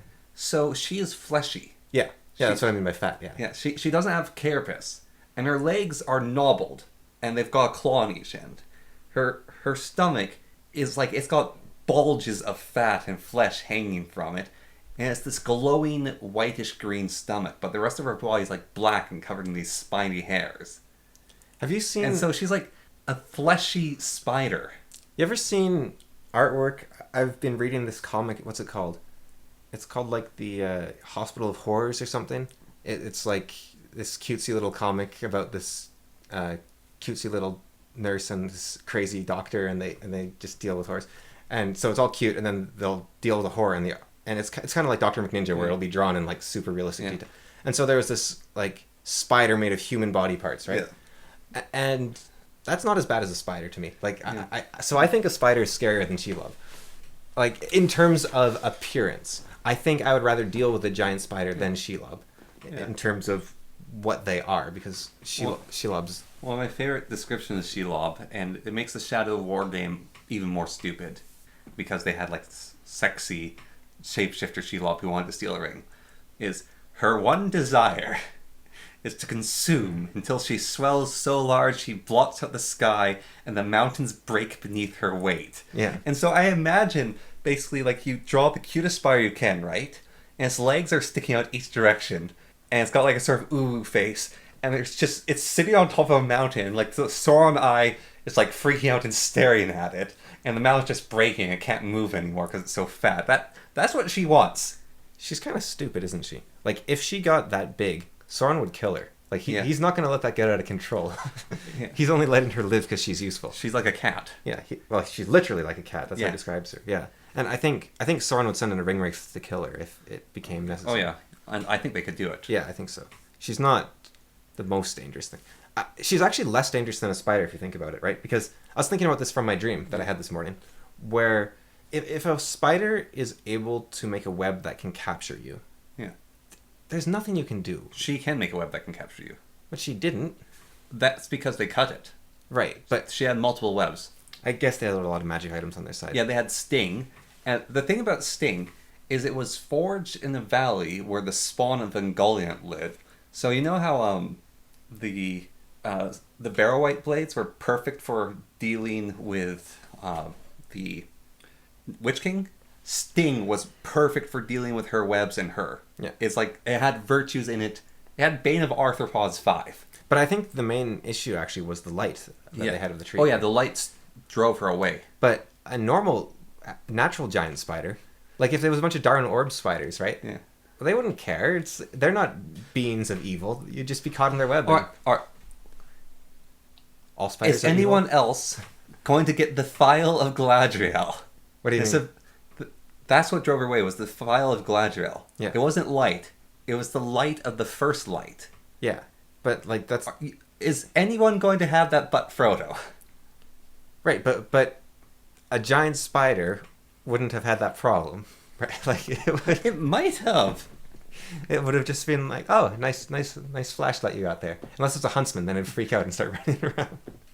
Yeah, and so it comes at you, right? And you go, Sting... And it's not going to be indestructible. Did I tell you? I think because the only way Sam truly injured her is she tried to squash him with her belly. And it was her own strength that drove the sword into her. It even says, like, not even Baron or, like, the other badass human would have been strong enough to hurt her with that sword. Do you think, I told you about this, right? The developer, the guy who made Fruit Ninja, he has a YouTube channel, and he was talking about, he's Australian, mm-hmm. And he was talking about how you wanted to add like Huntsman Spider to his video game, and he's like, "Yeah, Huntsman Spiders, they're like, I'm Australian, but they're creepy. Here, I'll go find one." And he picked up his camera and he's like looking between. it's like Australians are just crazy. Like, Yes. I wouldn't want to find one. Yeah, there's an Australian who told me that her brother almost died because there's a snake that is more terrifying to see because, like, if you see it, you have, like, a 33% chance of dying because its bite will basically instantly kill you. And so people die from the snake from heart attacks. Like, if you have a particularly bad heart and then you see the snake, people just drop dead. And then she said another thing that you have to deal with in Australia is there's one really poisonous kind of spider, and its favorite place to make a home is by a source of water where it has a nice overhang so it can be above the water. So like a toilet. Yes. So if you want to go to the bathroom at night, you go to the bathroom, you turn on the lights, and they have a stick. This is Outback Australia. And you flip open the toilet, and then you flip open the seat to make sure the spider hasn't made a home. You'd think, like, there must be more than one way to make a toilet, right? Like, Yeah. like, you know, Japanese toilets? Mm-hmm. Like, I would get one of those if I, you know, just like on the floor. Like, there's no overhang. There's no water. Just, I don't want to deal with... Or like a Dutch toilet. They have no water. Like, Yeah. just, why would you have, like, a standard toilet? Why, actually, why, if you were born into Australia... would you not devote all your effort to Into leave, getting out, to get into New Zealand. just go somewhere else? New Zealand's close by. Yeah, It doesn't have any of the creatures. it has the politicians though. You know, it's like at least the thing about Australians, the Australian people are pretty awesome. Same with New Zealanders. To a lesser extent, maybe, yeah. But their New Zealand politicians are awful. Yeah. Well, it depends. I think they had. I'm trying to remember. Didn't they have some guy like 20 years ago that was like amazing? I don't really know my world politics that well, but Politicians come and go. yeah. But like that lady, the WEF lady they had was. Old Horseface? Or was that the Australian woman? Well, no, that she was that was the New Zealand one. Yeah. I didn't want to be mean, but yeah, yeah. That's. I mean, I don't know what she did outside of COVID. Maybe she was great besides that, but she's very tyrannical during the whole COVID thing. Okay, if you're a politician and you get a nickname because of your physical attribute, if you're not a popular politician, you will get the bad connotation of it. Like, if you're a Horseface, right? Yeah. But you're an amazing politician, people won't call you Old Horseface. I don't know. I think you're always going to have enemies, no matter how. Fair enough. No matter how good you are, and it's hard. Well, it's not even that. There is no. Well, okay, there's not no, but it's difficult to say what is good. Like, Yeah, you look fair enough. in the States, and I have seen a lot of people say Biden was one of the best presidents of all time because of all the policies he passed, and he did pass, I guess, a lot of policies protecting various rights and. You know, like helping out unions and helping out. I think that's what it was, and then also, like protecting trans people in certain situations. Like he did a bunch of little and other things as well. Like he did some tax changes, like little tax changes here and there that actually I thought looked pretty good. Like he did all these little things here and there, right, that you don't hear about so much. Yeah. And if that's what you care about, you're like, yeah, he's great, amazing, best president ever. But I think a lot of other people are saying, why can't I afford food? Why can't I afford gas? I don't like I talked about how Putin increased the real wage of Russians in his first couple of years of office by 4 times, right? By 300%. So, like, can you imagine right now? Let's say you make the exact same amount of money you have, but everything costs a quarter of what it costs now. So, okay, Like everything, because your real wage has gone up 4 times. So, okay, so rent at a decent house is now like $400 a month. Yeah. That's my current rent, so Yeah. I could switch to a decent house with that. You're my friend who's like working himself to the bone to afford his place. He's now paying only like let's say one. I don't know his exact expenses, but he's paying like $1,500 a month, right, on like fees for his house, and now he's got like 3/4 of that left over for everything else, which is also way cheaper. Yeah. And so you want to buy the newest AAA video game? It's $20. Well, exactly. You want to buy this indie game? It would be the same relative cost of my rent, but then like food is one of my biggest expenses right now. Yeah. So now you're only spending like everything's like a quarter of it, right? Yeah. So now you're only spending like $2,000 a month on food. Yeah, exactly. Yeah. Like all that, your avocado toast, it only costs $50. Yeah, I know. That'd be amazing. Yeah. But actually, like, you go and buy eggs, and it's like $3 for a dozen eggs. Yeah. Yeah. Or less even, I guess. Yeah. Well, currently, like, I spent $12 on a dozen eggs So recently, which was like ridiculous. I think it's $6 for me to buy a pack of beef. Yeah. And I eat about 1.5 of those a day. And so like every 2-day period costs me, just with the beef alone, that's what, $18? Yeah, so it costs you $5 instead for every 2 days. Yeah. You know, so you're spending like $20 a week for food or something. Yeah. Yeah. And you think, okay. And then on top of that, it's like, not only do I have all these expenditures gone, like you said, the video game, your luxuries that you can now afford, you can actually get them, and you'll still have money left over to save. Yeah. Yeah, exactly. And of course, luxuries will probably be the thing that doesn't go down in price in that sort of situation. But still, let's say you have a leader like that come in, right? Yeah. Like Putin, and you would be, I'll vote for him for life. I don't. Yeah. Oh, he locks up journalists in prison. They probably deserved it. I'm voting for this guy for life. Yeah. Oh, we're not allowed to access, let's say, Facebook or something. It's like, I'm voting for him for life. Like, I don't need Facebook. Yeah. I'm like, what would you'd trade anything? Like it almost anything. And so it depends which. So I guess what I'm getting at is that the leftists I've seen saying Biden was the best president ever are either insanely principled to an unbelievable degree, or they're lying to themselves.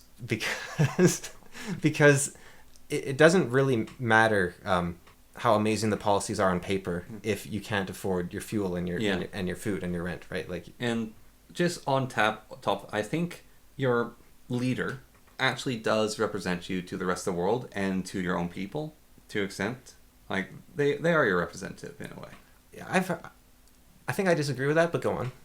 Well, I mean, obviously they do represent you, but I don't. Like, that's one of the main arguments people have against Trump, right? Is that you don't want this bully representing your country. Also, like, people make fun of Canada because of Trudeau. Yeah. People think of, ooh, nice hair. Like, nice hair Trudeau.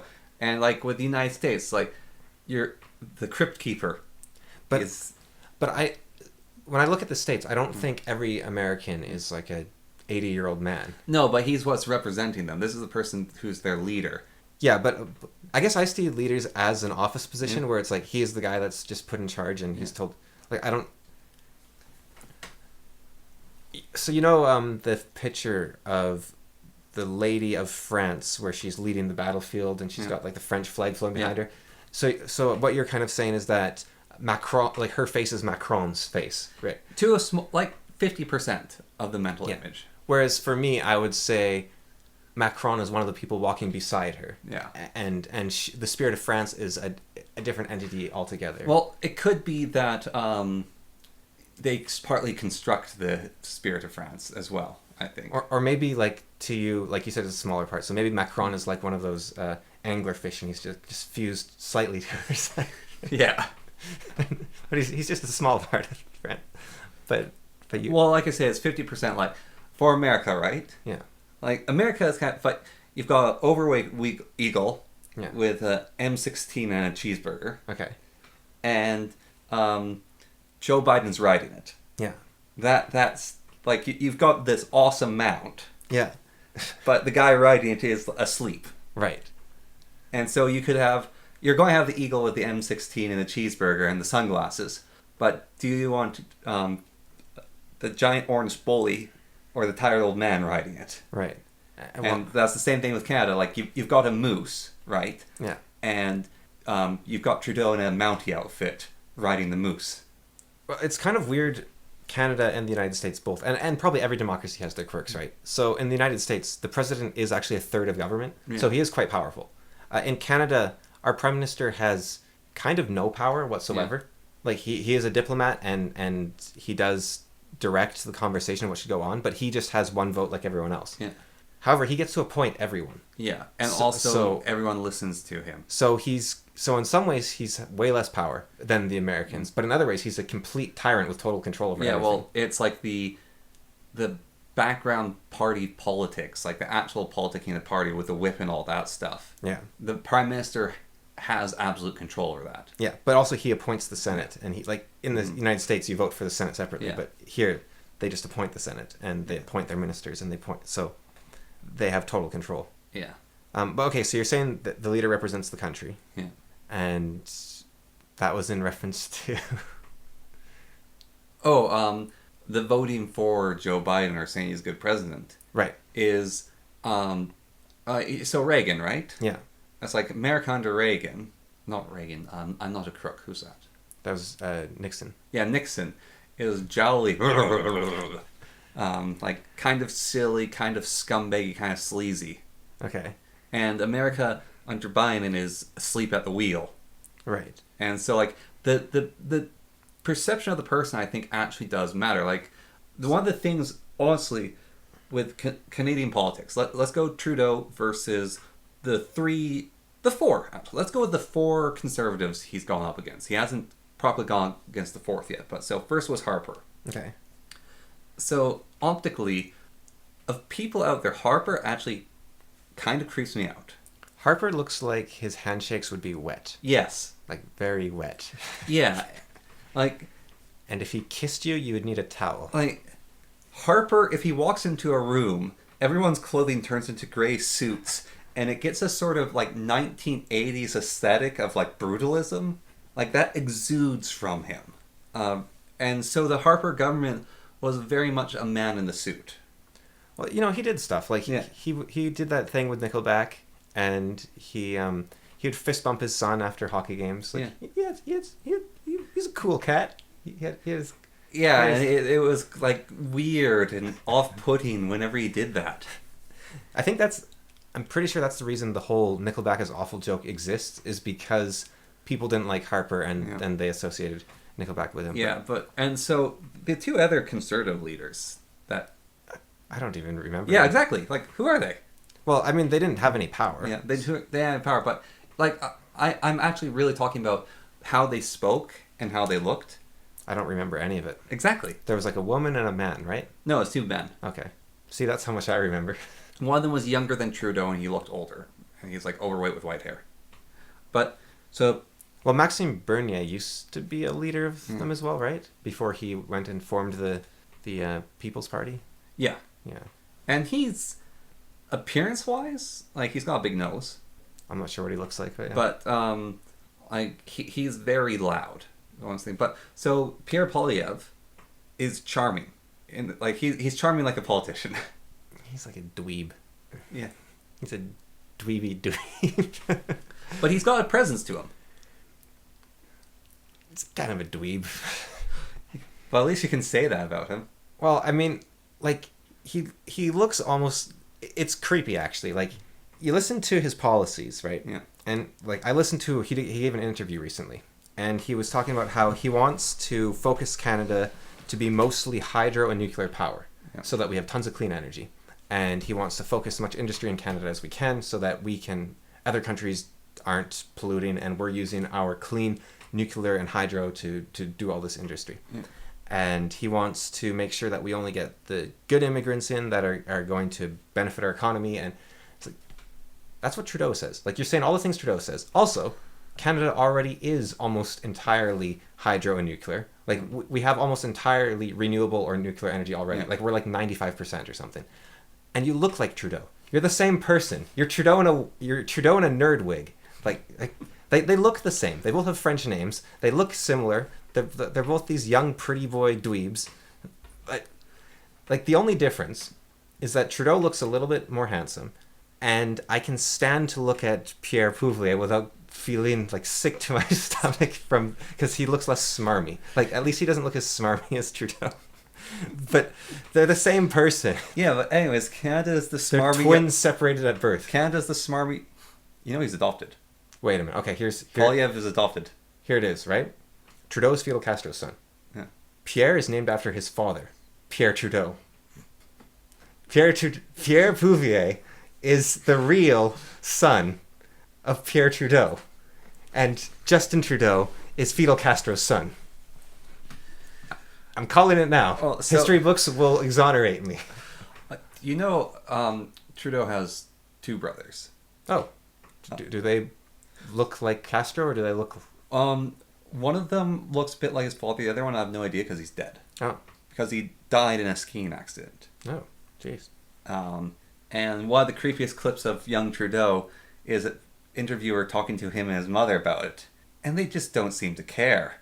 People always, Yeah, it's always weird how people act about things. It's hard. Especially public therapy interview. But so maybe that Trudeau brother actually didn't die in the avalanche, and he was Pierre. Although Pierre was adopted as a baby, so it's maybe the accident turned him into a baby. Yeah. So. You ever crash so hard while you're skiing you turn into a baby? No. That's the... But... Yeah. But Canada is the dweeby younger brother of America. All right, anyways, you're saying... So he's... Okay, we'll go with your narrative. Okay, so Pierre is cool. Yeah. So we've got the cool conservative. Okay. Yeah, but so I'm saying... he... Mulcair, he's gone now, but he looked like a teddy bear. Yeah. What... Okay, you're right on that. I'm more looking at is... this is like someone who's interesting and they will represent the country.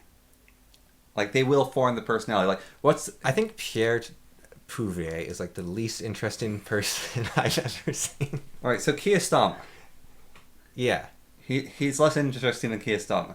Yes. Keir Starmer looks like a proper British gentleman. Apparently he looks like a regional bank manager. Yeah, but he looks like an upper class British person. Okay. Like, Pierre looks like he was in charge of the politics club in high school.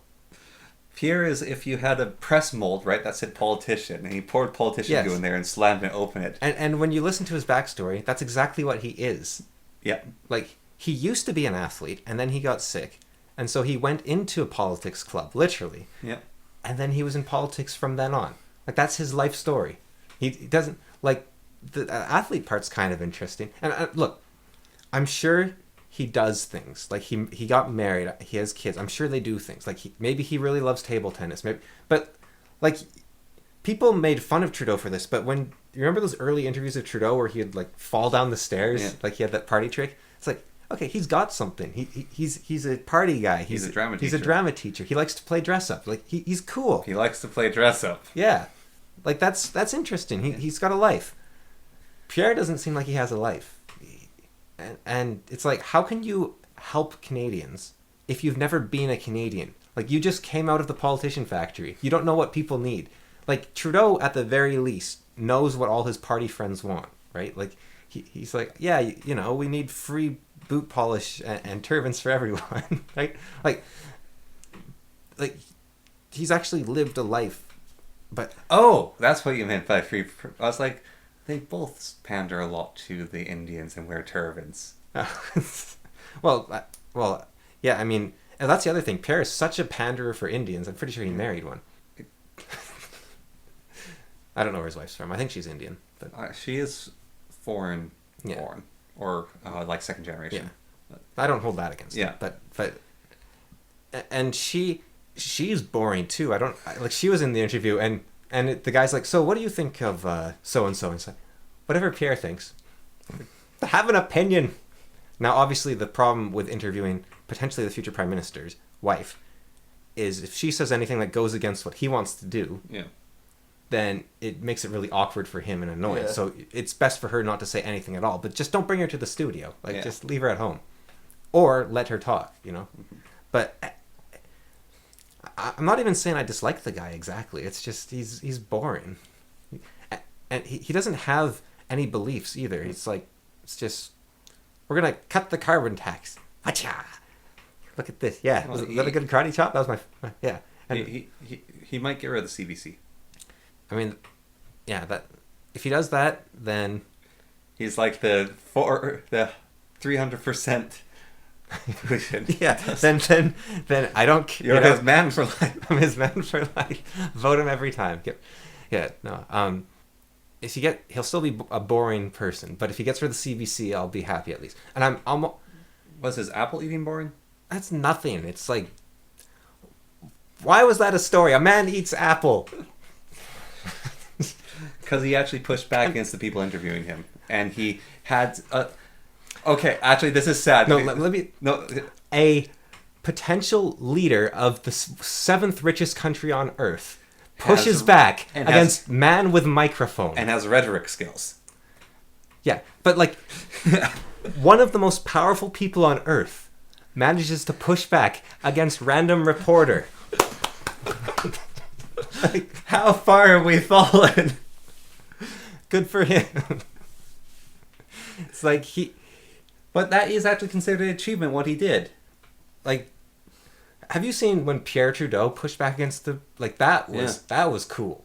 When Pierre Trudeau pushed back against the reporters, that was cool. Yeah. I don't, like, the more I learn about Pierre Trudeau, the less I like him, and I didn't really have a positive opinion with him to begin with, but he was cool. Yeah. Like, he looked like a balding horse or something. He looked like like a dying fish with bad teeth. He looked like a Spider-Man villain without his costume on. Yeah. Yeah. That's like the Vulture. Yeah. Yeah. Or like could put on a Green Goblin costume. But he was damn charismatic. Yes.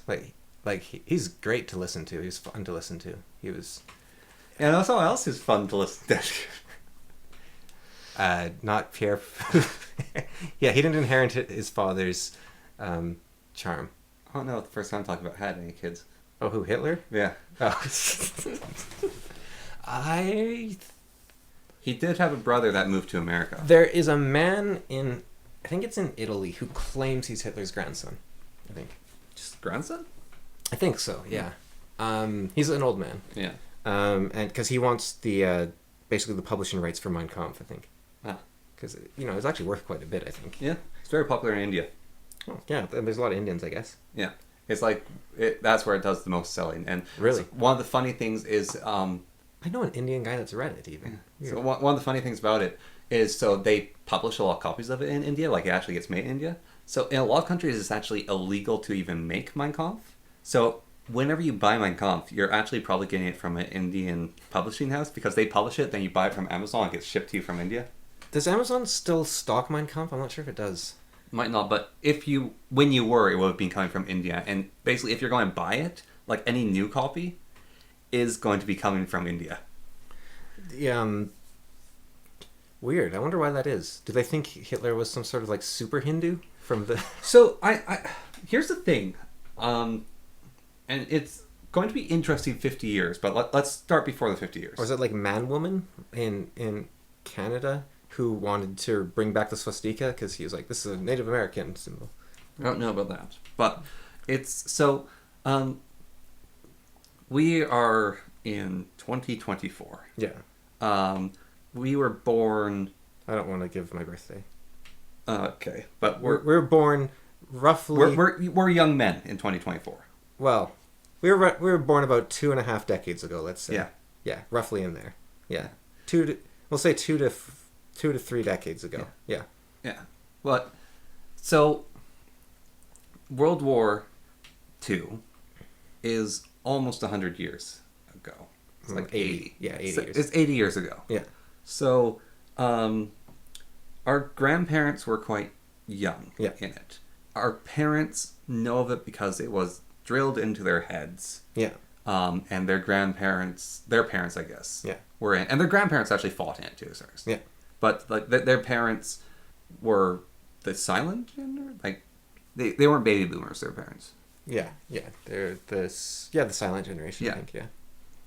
So, and then like us, we have it drilled into us as well, but it was still quite a long time ago relative to us, and we're indoctrinated. Actually, I'm going to call it indoctrinated into the history. Yeah. And mythos of World War II. Yeah, you could talk to veterans and stuff growing up. Yeah. Well, I'm not sure if you could as much. I could a little bit. Like, for me, this is weird, but we had like World War I veterans come to my school. I don't think there's any alive left anymore. And it's such a weird thought to me. Yeah. But so we could talk to veterans still of like there's not many World War II veterans left anymore as well. Yeah. But like at Canada Day we had one speak. And so not Canada, Remembrance Day. Yeah. Sorry. But so it's still kind of like culturally connected. At Canada Day we had the Nazis. It's just still well actually there was that guy who's honored. Yeah. Well, I really think that's a nothing as well. Yeah. Like I really think at this point the Nazis get a free pass. Like, can I rephrase that? I'm actually getting at that right now, so okay. You don't need to rephrase that. Okay. I mean, I'm not getting at that specifically what you're probably getting to. Yeah. Now but so basically, we were indoctrinated actually with our school, like in both elementary school, And high school, we learned about World War II, horrors of the Holocaust, Boy in the Striped Pajama. What's the Anne Franklin. I never read the diary, but that was like one of the books. Yeah. So we got all that stuff. World War II movies, Captain America, punching Nazis. We still got that, even though it's quite a while ago. We get all that. Red Skull in the Avengers is a villain. Yeah, Nazis in Indiana Jones. Yeah, Nazis in Indiana Jones. Nazis are bad. But Nazis, honestly, to us, are cartoon villains with a little bit of historical representation. Like, yeah, this did happen. You can go to Auschwitz, see it for yourself. We know about this, we learned it. But it's there. So, people who are in school now, going through the World War II, it's further away from them. Yeah. And, like, there's people, like, there are neo-Nazis now who aren't neo-Nazis in the fact that they're, like, some crazy person who's part of a gang who's, like, bald and has, like, a swastika tattooed on their neck. It's like, no, this is a neo-Nazi who sees the good of fascism and the Nazi movement without all the evil to it. Yeah. And it's like, we don't have to embrace the evil as much. Like, for some people, it's like, no, you cannot separate Nazism from the Holocaust. Yeah. But this person's like, well, the Holocaust was kind of whack. Yeah. But the uniforms and the cool flags. And the cool flags, the unification of a nation, the purpose, the drive. The extreme pragmatism. Yeah. If something works, do it. Yeah. Always strive to be the best and do the best. And so, and even like, oh, you can't even have like the Hitler mustache. You can't see Hail. You can't have swastikas. Like, it's now a joke, these things, for a lot of people. And so, what will that be in 50 years? Yeah. Like, looking back on that as well, it's like, people really hated this guy for some reason, and this group of people, but they're just another world nation. Well, imagine, like, I don't know when it would have been, maybe the 1870s or something, 1880s, where you were talking to your grandparents about Napoleon, and you're like, well, Napoleon was cool, he was an emperor, and they're like, Napoleon was evil, what are you talking about? Yeah, exactly. Yeah. And what's worse, though, what is worse, I think this is where the problem comes in, is the British didn't go, we beat Napoleon, rah, rah. Like, they did that probably a little bit, but it was more so, we beat the French. Yeah. And we are still better than the French. Haha, that is British culture to a small extent, is we are better than the French.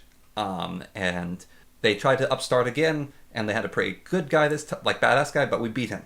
Whereas for us, North America, Britain, Germany, Norway, like all those areas, all of our culture is we beat the Nazis. And they were evil. They were bad. We beat them, and we can never let this happen again. And this is the legendarium, the cultural story of our past, our generation, is World War II. We haven't really been, like, maybe Vietnam a little bit, maybe the war in Iraq, but in reality, we are still stuck in World War II, and the mindset that came from it, and the past of it, and, like, do you know why we take in so many immigrants and so many refugees? Well, it's the prop of our GDP, I assume. But why countries basically didn't do that, and then why they started before?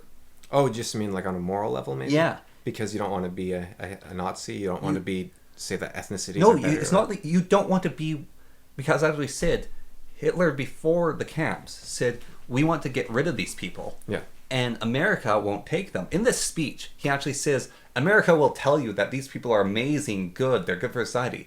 Yet they don't take any. So why is it like this? If they love them so much, why aren't they taking them? And so why is it Germany's duty to look after them? So after World War II, it basically became a never again.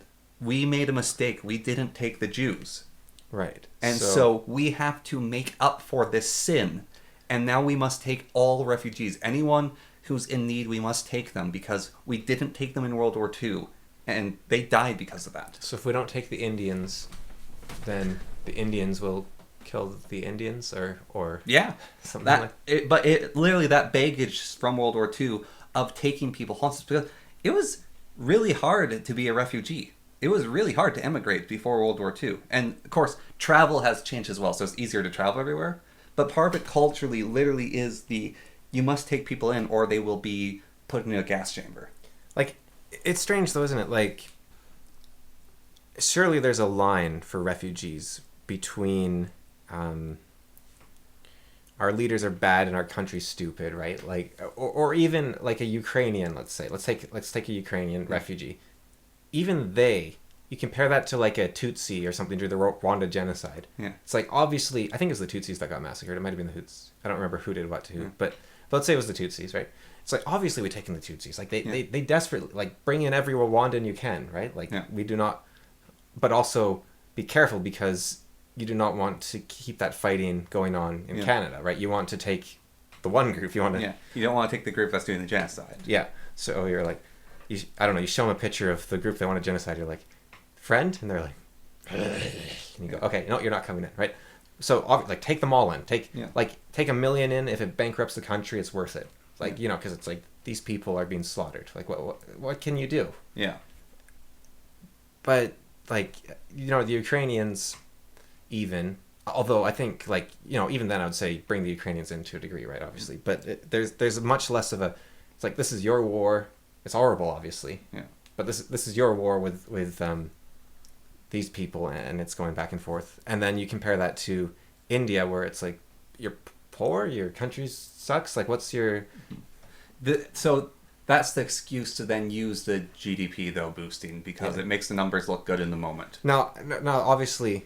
I'm not saying that, you know, there's brilliant Indian people who, it's like, hey, I'd love to live in Canada. It's like, yeah, we'd love to have you, right? Like, that happens. And also even, you know, borders, let me go all hippie here for a moment. Borders are kind of imaginary, man. Like, the idea that you can't go where you want on Earth is a little strange, right? Like, you know, you see a mountain over there and you're like, I should be able to walk to the top of that mountain.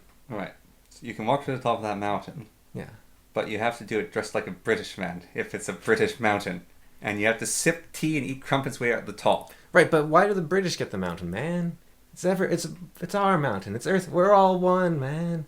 We're all people. It's our planet. I strongly disagree. Our mother... Not that we're all people. I strongly disagree that... The Earth Mother loves us. It's our... Like, what makes that a British mountain, man? Because being British for 200 years. Then I'll sit on the mountain for 200 years, dude. Well, once you've sat on the mountain for 200 years, and you've won battle over it... Why can't we just get along? Peace and love. Drugs. You know, psilocybin's illegal in Canada, but if you go to the page of the law, it says exactly what it looks like, how to use it properly, how it's not dangerous, man. This might just be because I'm young. Fences are imaginary. This might just be because I'm young. Yeah, okay. And it might because I've never suffered it myself. And maybe a veteran will, like, slap me on the upside of the head. Yeah. In fact, I invite any veteran to tell me off about this. But I think that our dislike of war, to the level it is foolish. I think that how passive and limp-wristed people are is also foolish. I know there's this thought of fairness, where it's like saying you can't say might makes right because there's like a little guy who can't keep up with the big guy, but the little guy should get a gang then. So you're saying that too limp-wristed and too denigrating of war. What is the level? What is the proper level, and what is the current level? I think we're actually at the proper level of war. I think the proper level of war is actually not fighting at all. But I think we should, if not want to fight, we should be ready to fight. And we should fight with honor and actually have it be a thing. So I think I see a lot of people that are ready to fight. Like, I see a lot of comments, especially on the Lotus Eaters, where they're talking about how you'll never defeat tyranny with a vote, and you need to take your country back. Like, Canada needs to take its country back. The UK needs to take its country back. I don't believe that that's necessary, actually. Because a great example of that is with Milei. In Argentina? Yeah, he seems to be taking the country back, and he did that with a vote. It took a lot of time. Yeah. And the guy who's turned his state into a police state which is now like this one of the safest places on Earth. So I think like we have. That's one of the things is I think that there can be drastic changes. Like most communist countries stopped being communist. Like it wasn't only Romania that basically had the violent. Yeah, the others just sort of slowly drifted away. Yeah, there was like violence, but it wasn't like revolution in the other places. Yeah. I think what I'm getting at is we shouldn't denigrate the conqueror, and we shouldn't uplift the conquered. But we should do everything now that we can to not have conquest or conquering. So you don't think, for instance, that Canada should manifest a little destiny and take Alaska back? Well, I mean, we never had it, but The United States is busy in Ukraine. Suddenly Singapore's attacked. They're tied down. Their armies are too weak. We go in, we nab Alaska. No, I don't think we should do that. Even if only like 100 people die? Yeah, I don't think we should do that. 5 people die? Don't think we should do that. Sarah Palin? Don't think we should do that. She seems like a nice lady. So do you see... So what is the war spirit you see lacking and where? Like, so for instance, you're saying there's not enough war spirit, but there's a bunch of wars going on right now, so there seems to be plenty of war spirit. Or do you just mean the conceptual level of, say, the colonialism argument, where colonialism is evil and therefore... Even beyond that, like, France got what France got, Germany's got what Germany's got, like, all these countries have fought, because, like, people, like you say, colonialism was bad, and then it's like, but everyone's done the conquering. It's like, yeah, everyone's done the conquering. Like, the lines were set, the battle was drawn, when people fought, they needed to fight, and if we need to fight again, then we can, I think, is more like... We shouldn't fear it. We should be able to fight. Like, that's the problem, I think, is what you're saying about Pelosi or a bunch of people play. Like, there's no action. There's no action right now. Like, we have to fight. I don't think you're actually at that point yet in your country. Like, maybe some riots. I don't encourage rioting. But like, riots, but not actual war, might happen to really get the point across. I don't think riots get the point across. At least not the ones I've seen. All the riots I've seen have been self-centered looting. Yeah. There's not actually a... what would a proper riot look like? Like burning down political buildings? That sort of, like that would be real rioting, I think. Yes. Whereas it's just like in the States it was looting and pillaging for gain. In the UK it's just looting and pillaging for gain. Yeah, I think it'd be that, and also like real riot, like targeting police stations like as well. Guy Fawkesing it up. Yeah. Yeah. But I don't... So should people not be afraid of that? Well, I don't even... Because like... neither of us were around during the IRA, right? Yeah. But Ireland basically had a civil war, and like children. The song "Zombie," that's about children. Yeah, that's about a school bus that blew up while kids were, like a car bomb went off and killed a bunch of kids. And it's like, not laughing at that. Maybe what my desire is that Canada declares war on the United States, and we dress up in military uniforms and take muskets. And stand in a line. The Americans like dress up in American flags with sunglasses and take muskets. We do some bayonet charges at each other, run away, bayonet charge, run away, fire a few rounds. Then it's like, all right, Canada won, and then it's like, see you again in 20 years. This is a bit of a side tangent, but Lebanon had an assassination of their prime minister in like 2006. Yeah, I might have remembered doing it in Word of the Week or whatever it was called, The World This Week, whatever that thing was called. But I never really knew the details. I was reading about it recently.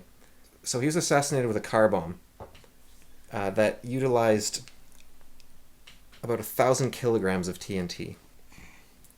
It took out like the nearby buildings. Like, what? It's absurd. Why would that be? It was ridiculous. But yeah. So you shouldn't be afraid to fight. Yeah. It's really hard to know when you should fight. But I think... But you're obviously speaking to some fear of fighting that you've seen. Or some... Well, the horrors of war are real. And that's the thing that pushes against me. Is the horrors of war are real. But, like, you read Lord of the Rings, and the Rohirrim and the Gondorians later on, they love war. They're battle-hardened men. And, like, the Rohirrim sing when they fight. And, like, the Vikings... like disregard the looting, pillaging, raping. The sort of the Viking spirit of the warrior.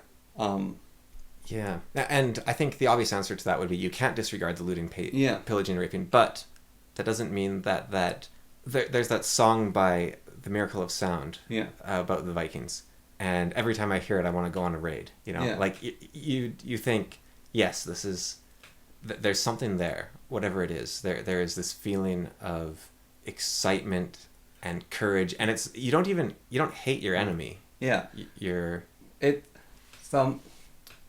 I don't want a world with orcs, but you know Gimli's line, "Give me a row of orknicks." Yeah, it's that sort of, and I'm not even saying like be like, oh, the enemy is different, the enemy, we must kill the enemy. It's more of there is something there that I think is missing, and maybe that thing is there if you join the military. Maybe what it needs to be, maybe what I want, I don't know, is what Switzerland does, which is they have a service like right. You have to serve. Everyone has to serve. And what would that be? That would be brotherhood. That would be unity. That would be working towards a common goal. Well, there's that there, but I think there actually is something more to it. Of like there's the military aspect, which I think the brotherhood, all that stuff there. But I actually think there is a spirit of war. There is Ares. There is Mars. How about this? You have demonstrated by being drafted or by doing your mandatory service, whatever it is, right? You don't have to kill anyone, you don't have to fight, but simply by serving, you have shown that you are willing to put your life on the line. Like you have taken that plunge where you could have died and you've come out the other end, or you have died. And you get to say, I am brave, I am a man, I have done... There is that personal level, which I agree is something that might be lacking. And maybe that would fill what I'm talking about, but I think like actually nationwide... You know what I think's going on, right? So women, when they get to about your age or a bit older, their biological clock starts ticking, right? They have this need to have children, right? Yeah. But men, when they get into their mid-20s, like if they get to their mid-20s without having died in a European land war, like they just, something's wrong. Like their biological clock starts ticking and they start looking... Yeah, but I'm saying like, there should be a European land... Like, I'm not saying like, oh, I have to go be a soldier. I'm saying there needs to be a war. But there is wars. There's plenty of wars. You could go join Hamas right now, or the IDF. Pick your pick, flip a coin. You could join Ukraine. Yeah, I don't want to do that. I don't want to fight in the sand war. Okay, but what about Ukraine? Like you could go help Ukraine. That's probably a noble goal in many ways. I don't want to fight Russians. So who do you want to fight and why? I don't really want to fight anyone. I feel like I have cognitive dissonance in my brain. What if... What? Maybe that's why I'm railing against is the cognitive dissonance. What if... Well, I think, look, there's this thing where boys go into elementary school and they're told to act like little girls and sit in their desk and be quiet and not be rambunctious and fight and throw snowballs at each other. And kids can lose their eyes and whatnot. But the point isn't to lose your eye, it's to throw the snowball and to fight and roughhouse, right? Like, they got a roughhouse. I don't want this for me. You want other people to die. No, I don't want people to die. I want my country and I want people in the world. I want the West. Yes. I want the West to be able to blow the horn, draw the sword, and fight. But we go, oh, war, it's horrible. We can't have war. War is bad. War was it good for absolutely nothing. Like we have this. Like who's we? My perceived perception of the West is we. But you don't want war either, right? No, I don't want war, but I don't want to see it as evil. Right. And I've been taught that's evil, but part of me doesn't want to see it as... Okay, how about this? If aliens came to Earth, right, and they invaded Earth, they invade Canada, right? Do you not think that the Canadians wouldn't rise to the cause and... So, I have this theory about Pokemon. Yeah. It's a massive LARP that all the adults are doing. So the Pokemon world, right? Yeah. You have Meowth. He uses Payday. Destroys the economy. Currently in my Pokemon Fusion run, I have a Persian that has Payday. and I gave it the amulet that makes it so the money's doubled. I have infinite polka dollars if I want. Like, I literally named this Pokemon Money, so I could print money so I could buy a Dratini from the gambling store in that city. That's the reason I went to Cottonmouth, is so I could get a Dratini. So... How do you get the coin case? There's an old man in the hotel or cafe nearby who says, I've lost everything gambling. Oh, you can buy it from him? He just gives it to you. Oh, okay. And then you can get the coins. But anyways, so their economy is broken if their money's based off polka dollars, and Meowth can generate them by fighting. Yeah. Is it... Yeah, I'm just wondering if Meowth is actually just finding the coins. I'm not really sure what he's doing. So, Team Rocket, like, when people fight them, like, Team Rocket sure beats you up, they take you hostage. They're not, like, torturing anyone. It's meant to be kid-friendly, the game. I mean, you know Pokemon X and Y, like, the goal was to kill all life on Earth? Like, I'm ignoring the later Pokemon. I'm talking about Red to Gold. Okay. Basically. Diamond, Pearl, Gold. Yeah. That's, like, 3 generations in. Yeah. Maybe not with the Groudon trying to, like, flood the world, because that gets a little bit crazy. But, like, the gyms, they have these challenges, like, people stop you, there's all these things, and it's, like, literally the whole world is participating in this massive LARP, because, like, besides the Meowth and printing infinite money, like, okay, Slugma, right? You put that thing in a reactor, you get infinite power, but you don't even need to go that far. So the power plant is full of electric-type Pokemon. Yeah. There's a Zapdos living in it. Zapdos, like, some of its descriptions is... electricity just is coming off that thing. Like, Zapdos is powering all of Johto. There's one power plant powering that whole civilization. Yeah. And I think it's just by the nature of electric Pokemon living in the power plant and powering it. So, like, you can just have Pokemon power things. And Pokemon seem to like people in general in Pokemon. Like, they're friendly to them. And then, like, Pokemon help with construction. There are Pokemon that can cause earthquakes. There are Pokemon that generate resources like heat, electricity, giant walls of ice, like Hydro Pump. How much water is it giving off? Where's it getting that from? Like, sunny day. Pokemon can control the weather in a localized area. This is a post-need world. Okay. For a really real sense. So, it's a massive LARP that the adults are putting on. But they're also participating. They're having fun. They're being trainers as well. There's tournaments. What's the LARP, though?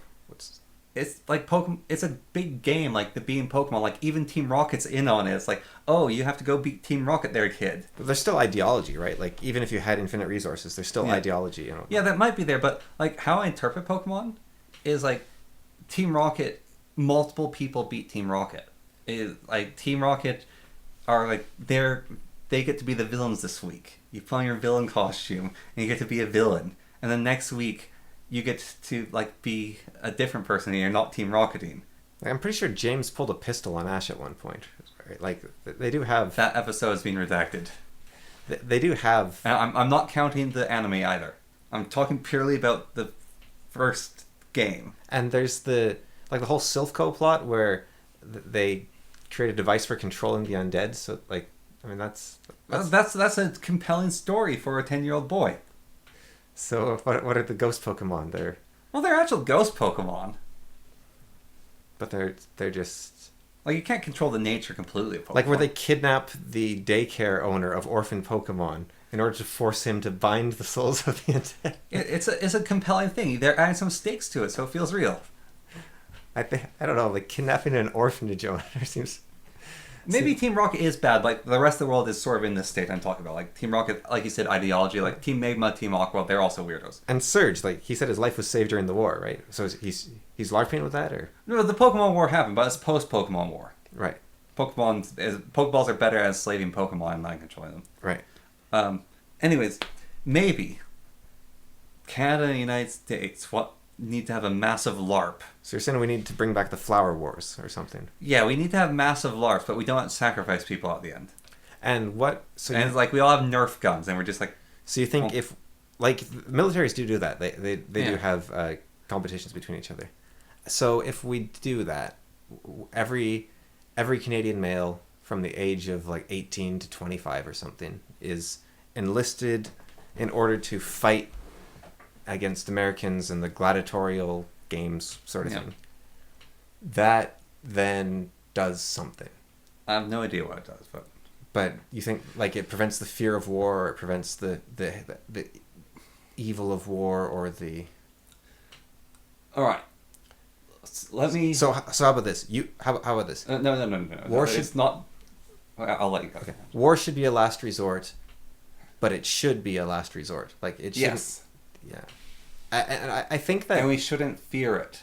Like, if... What I'm getting at is I want Great Britain to go and restart the empire. So suppose, like a wasp, right? Like, maybe you shouldn't fear a wasp, but you don't... And you know, they have a lot of uses, and they have their own place. They earned it on... Yeah, but there's a wasp nest in your door frame. You get rid of it.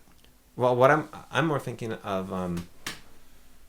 you still need to respect the wasp. You still need to be aware that it can hurt you and that it can even kill you in numbers. Yeah. Like, you don't have to run screaming every time you see one, but it can kill you. Yeah. It can be horrible. It can be painful, right? Yeah. And so I think with war, it's the same idea where you say, well, maybe we need to keep war in our back pocket, but yes, this is bad. This. If you start a war, there will be rape, pillaging. Like, it will happen. Yeah. You're never going to have a clean war. You're going to have horrible things happen. And there's going to be children that die in the crossfire. And you have to remember that. And so I think, like, you're talking about how World War II fades. And I don't think the risk is people thinking, oh, we can't have wars. I think it's actually the opposite. I think it's, like, people getting gung-ho and ready for another war. Like, oh yeah, well, war wasn't, what was war? It was whatever, we can have another war. Because you don't remember how bad war was, and you think of it, like, you get what happened in World War I all over again, where they're like, oh yeah, war, we haven't had one of those in a while. Send your kid off and tally-ho, you'll have a great old time. Well, also, war before that actually was, you go off, and it was tally-ho and a jolly good time. Yeah. Besides when it wasn't. Yeah, for about 90% of you, yeah. Mm-hmm. And then 10% of you died, and you come back, and you're all happy. And then you have to deal with, like, a lunatic like Napoleon, who actually it really matters. Yeah. And he took things too far. So have I won you over to my, you can prevent depression by having wars? Is that what's going on? Sure. I think what you said is what I was looking for, actually, because I was trying to explore this cognitive dissonance. If I don't want war, but I want war. Like, that's why I'm stressing, is there's actual cognitive dissonance in my brain of I don't want war, but I want war. Could you do something? And so what you described of having it in the back pocket still, I think that's what I want, is the... So that's different from, like, a ritual of manhood, then? Yeah, that's why I kept saying, like, no, I don't want it for me. It's more of I want this conceptually. You want war to be an option. Yeah. But I think, like, it obviously has proven to be one, right? Like, yeah. Russia attacks Ukraine, all Ukrainian men are conscripted. Yeah. And if aliens attacked, I think we would all... Like, if you look... My take on... Like, I think many people, including historians, would disagree with me. But, like, Dan Carlin has this line, could you win a war against your grandparents? And he says, like, I don't think so, because they were super tough. Like, the stuff that... Like, his grandparents, obviously, were in World War II. But... Yeah. So, that's his idea. Like, could the Gen Xers win a war against the people that were in... Well, there's more of us. World War II.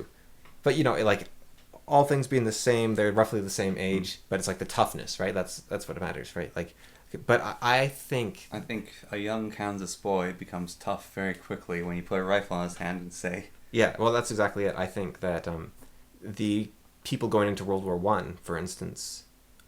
They were probably just like the people that are around right now. Yeah. And you slap a rifle in the hand, they're not sure what's going on. They're a little bit nervous. They're probably less nervous than we would be nowadays because they have less idea of what's going on. But there's a lot of unknowns, and unknowns are scary. And you go and you're told to shoot, and you're like, okay. And then suddenly shells are going off, and it's real. And you die or you survive, and you think, yeah, no, this is... Because I think when it comes down to it, there is no other option but to survive and adapt, right? Like... Yeah. Like, a lot of people do end up killing themselves, right? And a lot of people, I'm sure, in those times did kill themselves. A lot of people just gave up and drowned, and they probably didn't need to. It's easy. You're like, 75% chance I die if I fight, but if I don't fight 100%, I might as well just give up, like... Yeah. Well, there's people in trenches, it's like some sort of madness where they jump up and run to get shot. Yeah, it's like, just get me out of this hell.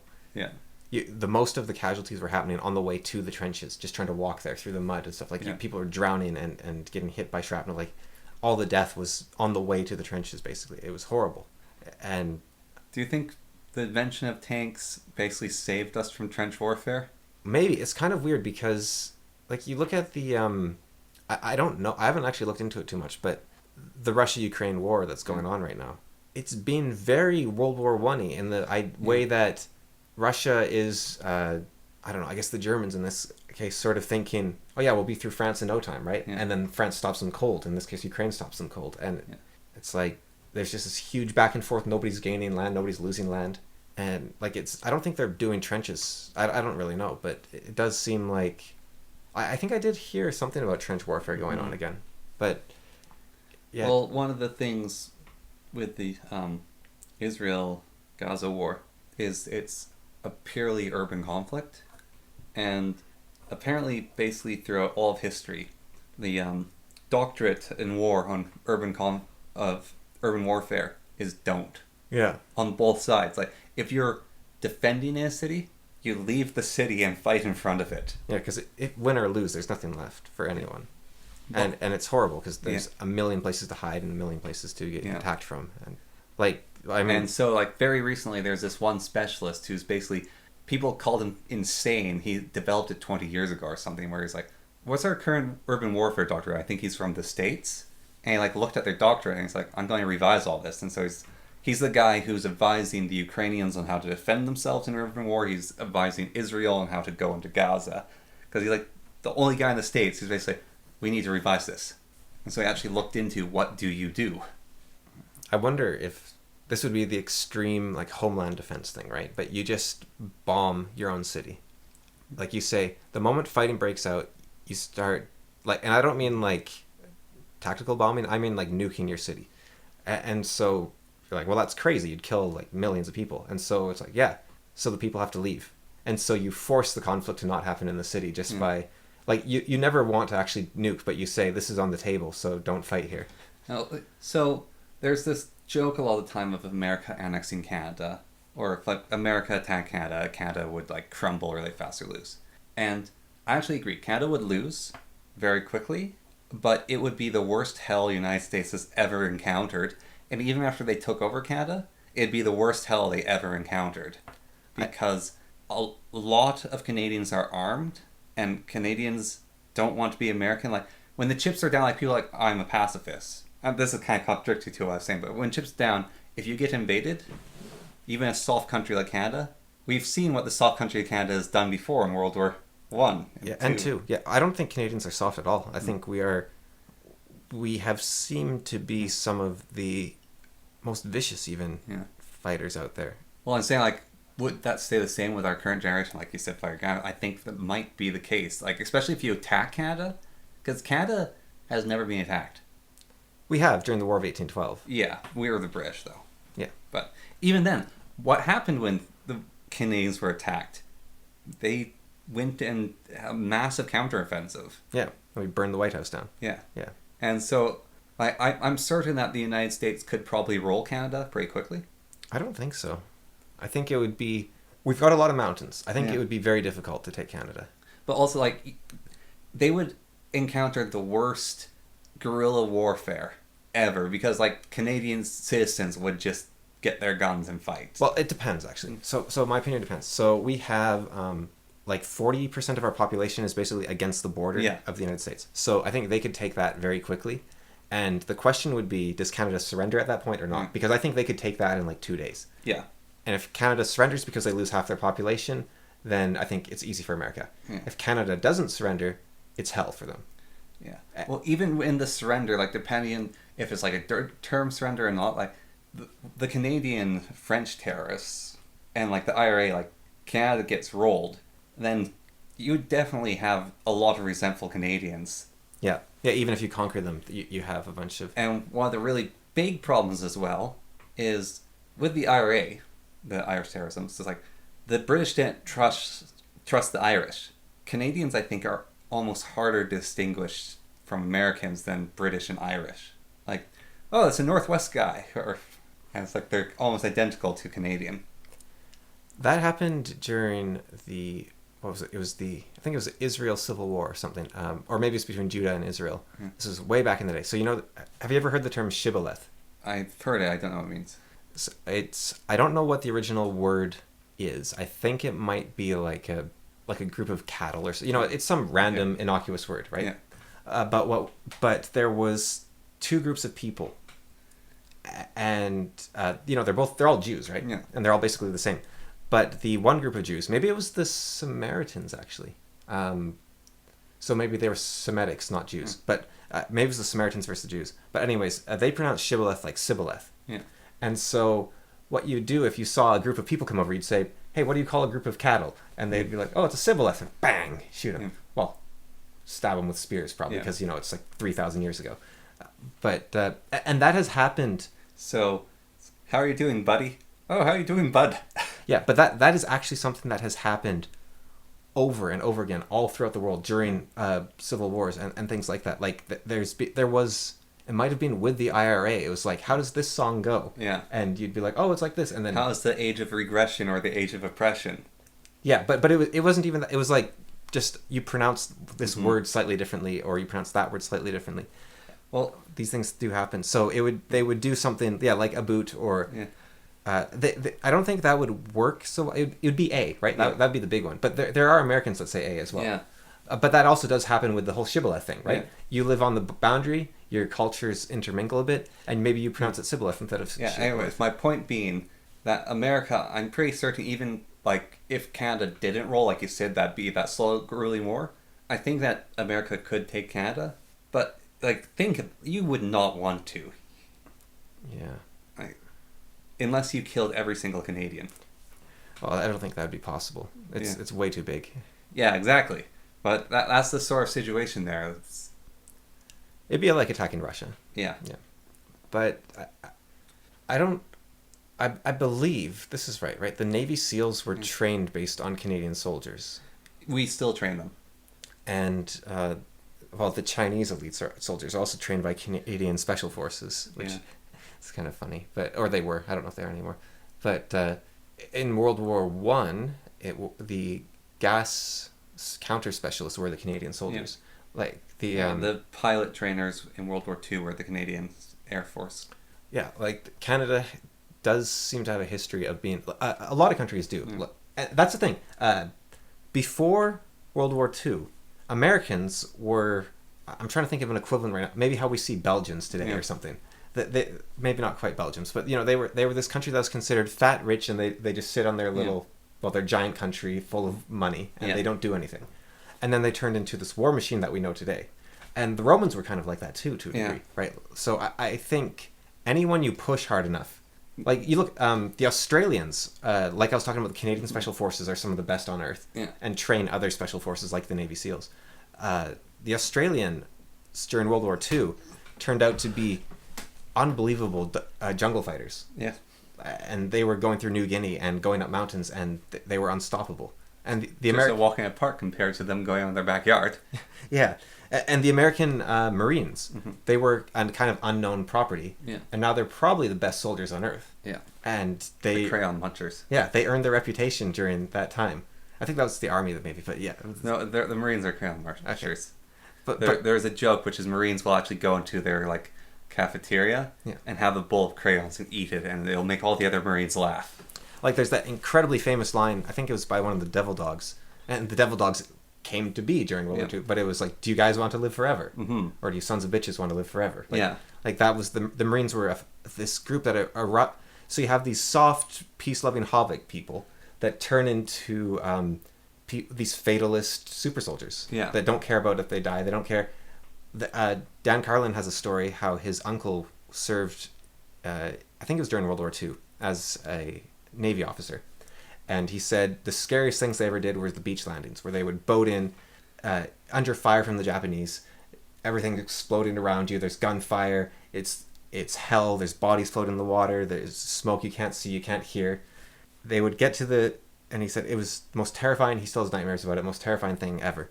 They'd get to the beach, put down the boats, the Marines would get off, and then their job would begin while he and the Navy got out of there. And he was saying, that was the most terrifying thing I've ever done in my life. that was the Marines' best, like, that was their least scary moment of their job. Yeah. And, yeah, so they were insane. They were, they like, literally insane. Not, yeah. And I think that you don't really know until they're pushed. Like Nepalese, Nepalese Gurkhas, you think of Nepal, you're like, okay, so they're a bunch of Buddhist monks sitting on mountains, and they turn into the British like super soldier, assassin, like super agent. Yeah, they're the British elite force. Or the Finns, like they just sit around in the dark drinking coffee and vodka, and suddenly you have the best snipers on earth taking down armies on their own. Like it's like 3 people defending a city. Yeah, the one of the things that Russians did was like collect fingers of Finns because they had snipers. They hated them so much. It was like a sign that you killed a Finnish sniper. Yeah, and I think that at the end of the day, what's going on there is that they're humans, right? And humans, there's a reason the art of war says do not corner people. Yeah, do not put people's back in the corner. So I think I'm not even sure if the United States would beat Canada in a war. I mean, they couldn't beat Afghanistan. And so we're saying we're snow desert people. Well, Canada has only ever lost one war. That was the Afghan War. And we lost because we joined up with the Americans. If you think about it. Yeah. But Canada has never lost a war besides that. And we just lost that war a few years ago. Yeah. We had a flawless record until we decided to help out America. So, and we can say, oh, it was a police action or it was conquest. It was. Yeah. They had a military presence there. Well, that's actually the other thing is you think about the Afghan War and what happened there is Afghan basically was under the United States besides a few boys, the Taliban who are out in the desert. So are you saying, I don't know how YouTube's automatic detection works, but are you saying you shouldn't be afraid to join the Taliban? Or the IRA or the FLQ? If you have to. Okay, next. You can, I think. Okay, next question. When you join the IRA or the FLQ or the Taliban, and I think the Taliban weirdly might have done the best job of this, but I don't know enough about their history to be sure about this. How do you stay a freedom fighter and not become a terrorist? Because like the IRA, like I said, they blew up a bus full of children. You're not a hero anymore, right?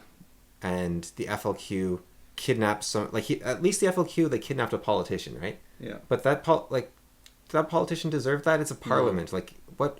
The only person that has a tiny bit of power there is maybe the prime minister, and even then, it's like, what? You kidnap Pierre Trudeau, and then I think you attack infrastructure. Who deserved that? Like, oh, you blew up the road, now I can't get to work. Like, what did I do to deserve that? Does that make me agree with your cause? Like, oh, okay, so why do I want to agree with anything you do? Because you just make my life worse. Yeah, I don't know. I don't terrorism. I don't think you blow up infrastructure. I think the only honorable thing you can join is something like the Yellow Turban Rebellion in China, right? Where the goal is to overthrow the government. Yeah. You have to win. Like, if you can't overthrow the government, you're just a terrorist hurting people. Yeah. But if you can win, like the Yellow Turban Rebellion did, maybe that's a different story. But then, when you win and overthrow the government, who hasn't become a tyrant? Yeah. Like Cromwell, George Washington, Cincinnatus, and Cincinnatus doesn't even count because they asked him to be tyrant. Cromwell became a tyrant. Yeah, but he didn't stay in power. So they executed him. Oh, did they? Yeah. Oh, well. And his children as well. Okay, so he gets a half point. Okay, so George Washington is the only person on Earth ever. Then how about that? Yeah, Cromwell tried to set up his own dynasty, and after he died, or they executed him, or whatever happened, I'm not exactly certain, they got rid of his children from being in power, and the son that was sent off, they basically went and found that guy and brought him back and immediately reinstated him, basically. Yeah, that's Charles II, I think. Yeah. Or maybe James I, something like that, yeah. Okay, so Cromwell doesn't count, and Cincinnatus doesn't count because they wanted him. Okay, so Sulla and George Washington. And Sulla only counts the first time, because the second time round he kept power. Yeah. So I think what I was saying, actually, is basically you have to be ready to fight, but you should never fight. It's the way of the peaceful warrior. Okay, what about don't be afraid to join George Washington? Yeah. In overthrowing the British. Yeah. Well, I think they made a mistake. And how do you I think that they overreacted to a 2% tea tax. So let's say John A. MacDonald rises from the grave, right? And he comes and he says, "Oh yeah, you throw this Trudeau fellow, hey, you." I don't know how he would have spoken. He probably was a Newfie or something like that. But do you join him? Do you like? Who are you shooting? Who are you killing? What are you fighting for? You know, like, I don't want to shoot a loyalist. That's like, there is only one person that I would join if they rose up from the past, and that'd be Arthur. King Arthur? Yeah. To overthrow Trudeau? That'd be a bit weird. It's part of the British Empire. What if it was General Wolfe? Don't know him. Oh, he was he's a big deal. They named a island after him. Huh. And a ferry. Huh. And the Wolf Island Ferry is a very nice ferry. I see. And the Wolf Island Ferry. Yeah, I know the song. Is a fairly nice, but it's named after that guy. Yeah. It's named after That's one of the lyrics actually. Is that it's named after General Wolfe. But he was like that young dude with ulcers who climbed a cliff to attack a star fort and. Yeah, King Arthur or Charlemagne or Alfred the Great. But how do you like? Okay, you're saying okay. So I've decided to not be afraid to fight, right? Yeah. How do I know it's a George Washington and not a Taliban? Yeah, that's the really difficult part. And that's the tricky part that I don't know the answer to. And is joining George Washington the right choice? Because then you like what? Do you round up and execute British loyalists? Do you tell them go to Canada or else? What do you do? Yeah.